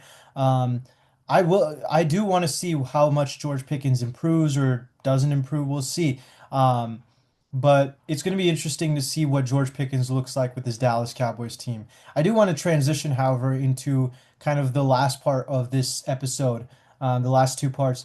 Um, Before we move further, I do want to get your take on a few hot takes that I found on NFL Reddit because, of course, Oh man. um, Let's see. because I am a Reddit nerd and being in LSU as the only kid from California, um, I had a lot of time on my hand to do things that I you know, included learning some shit on Reddit. Um, but let's go over some of these hot takes and let me know what you think about it, Josh. The first one, Justin Herbert is an extremely overrated quarterback. He's not even very good and very injury prone. 100%. I don't know if I go 100%. I still think he's one of 99.9%. Nah, Okay. nah, So this is actually I made a top 10 quarterback list because I wasn't sure how this was going to work. So I just had a rough sketch, subject to change on the current quarterback situation. I don't have him in the top 10. Mhm. And I completely agree. This is one thing that's always bothered me whenever people rank quarterbacks. It's just like, oh, well, Herbert is this great player. And it's like, he is a good player, but he's incompetent in the postseason. And we can't even bring in well, what about his team? When you are up by 27 points in a playoff game, your team is serviceable to win a game. Worst of all, he's playing against the Jacksonville Jaguars, who were not good before that and have never been good after that. You Mhm. blow a 27-point lead. I'm not looking at the team against the Jacksonville Jaguars. I'm not looking at the team anymore around the quarterback. I'm looking at the quarterback. It just is what it is. So I think he's a terrible playoff performer. He struggles to even get to the playoffs. He is statistically a good quarterback. I also think he has underrated weapons. I think he has had some pretty good weapons across his career. I think, yeah, so I would say he's overrated. That's just my personal take. That's fair. I would still say I think he's a little bit overrated from mainstream kind of football media's aspect. They usually rank him or grade him in the top five category. I wouldn't go that far. To me, he's eight or number nine quarterback. That's kind of where I'd say the consensus should be. Pretty much he's right behind Matthew Stafford, I would say, as far as where I would put him as quarterbacks. He's basically what Matthew Stafford was with the Lions throughout his entire career. So from that angle, he's number nine for the time being. Actually, I'll be honest, when I was making the list, I almost put Herbert at 10. and that would have been right behind Matthew Stafford, who I had at 9. So Who did you that's have at not too. 10th? What? Who did you have at 10th? Sorry, say it again. Prescott. I can't hear you. You have to. Prescott, Cowboys quarterback. Oh, wow. Damn. I'll I put would him at not 10. put Dak Prescott at all that high. Well, I think he's been falling off because he's been struggling with injuries, but I think he's going to bounce back. So I have him at 10. But I can see Herbert going over him. So I could say Herbert at 10. But top 5 for Herbert is ridiculous. He's not better than Lamar. He will never be better than Mahomes. Putting him over Baker Mayfield, I think, is criminal. And Baker Mayfield, I don't even have in my. I don't have Baker Mayfield in my top 5. Hmm. So yeah. So what's the other hot take? Well, there are a few more, but the Yeah, first sure. one, this is a little bit of a heater in more than one way, off and on the field. Bit of a controversial player as that. Aaron Hernandez. Oh boy. Always a great place to start off with. Aaron Hernandez was a better tight end than Rob Gronkowski when he wanted to play football instead of the whole mass murdering thing.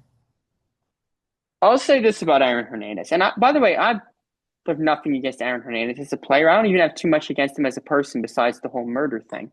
I thought OJ Simpson is one of the best running backs of all time. I mean, Right. 2,000 yards in 14 games. Come on now. Right. But okay, so Aaron Hernandez. I don't actually know a ton about his playing career. I do know, yes, that when he was on the field, when he was actually on the field playing football, he was one of the best tight ends in the league. Actually, he was the best tight end in the league maybe at the time. Uh, in his like very very prime. I don't know that he was better than Rob Gronkowski.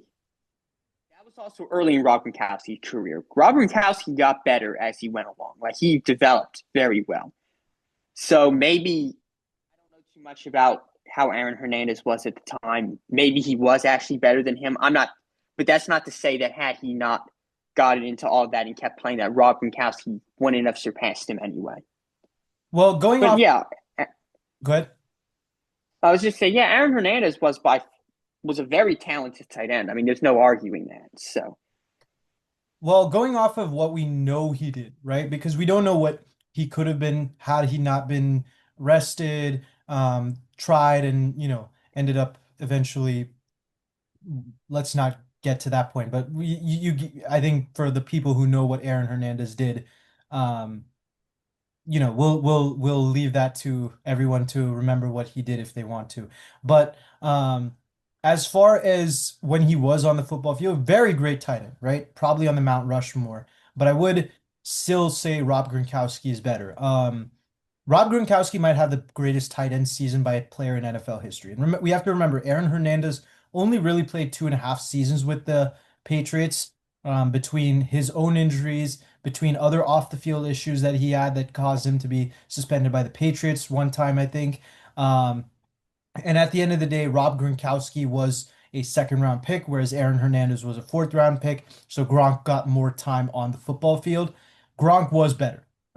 He was a better blocker. He was a better receiver. He has the most touchdowns by a tight end in the NFL in a single season in NFL history. To me, Gronk still would be very much ahead of Aaron Hernandez. I agree. Yeah.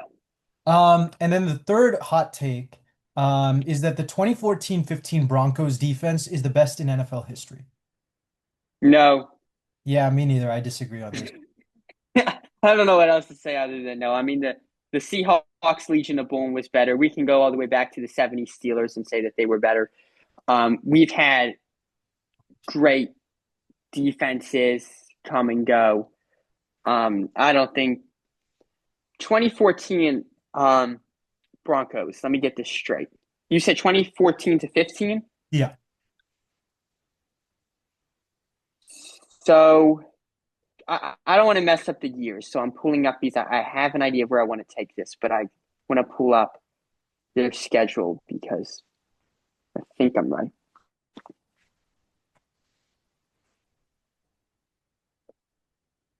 Yeah, that. Well, 13, wait.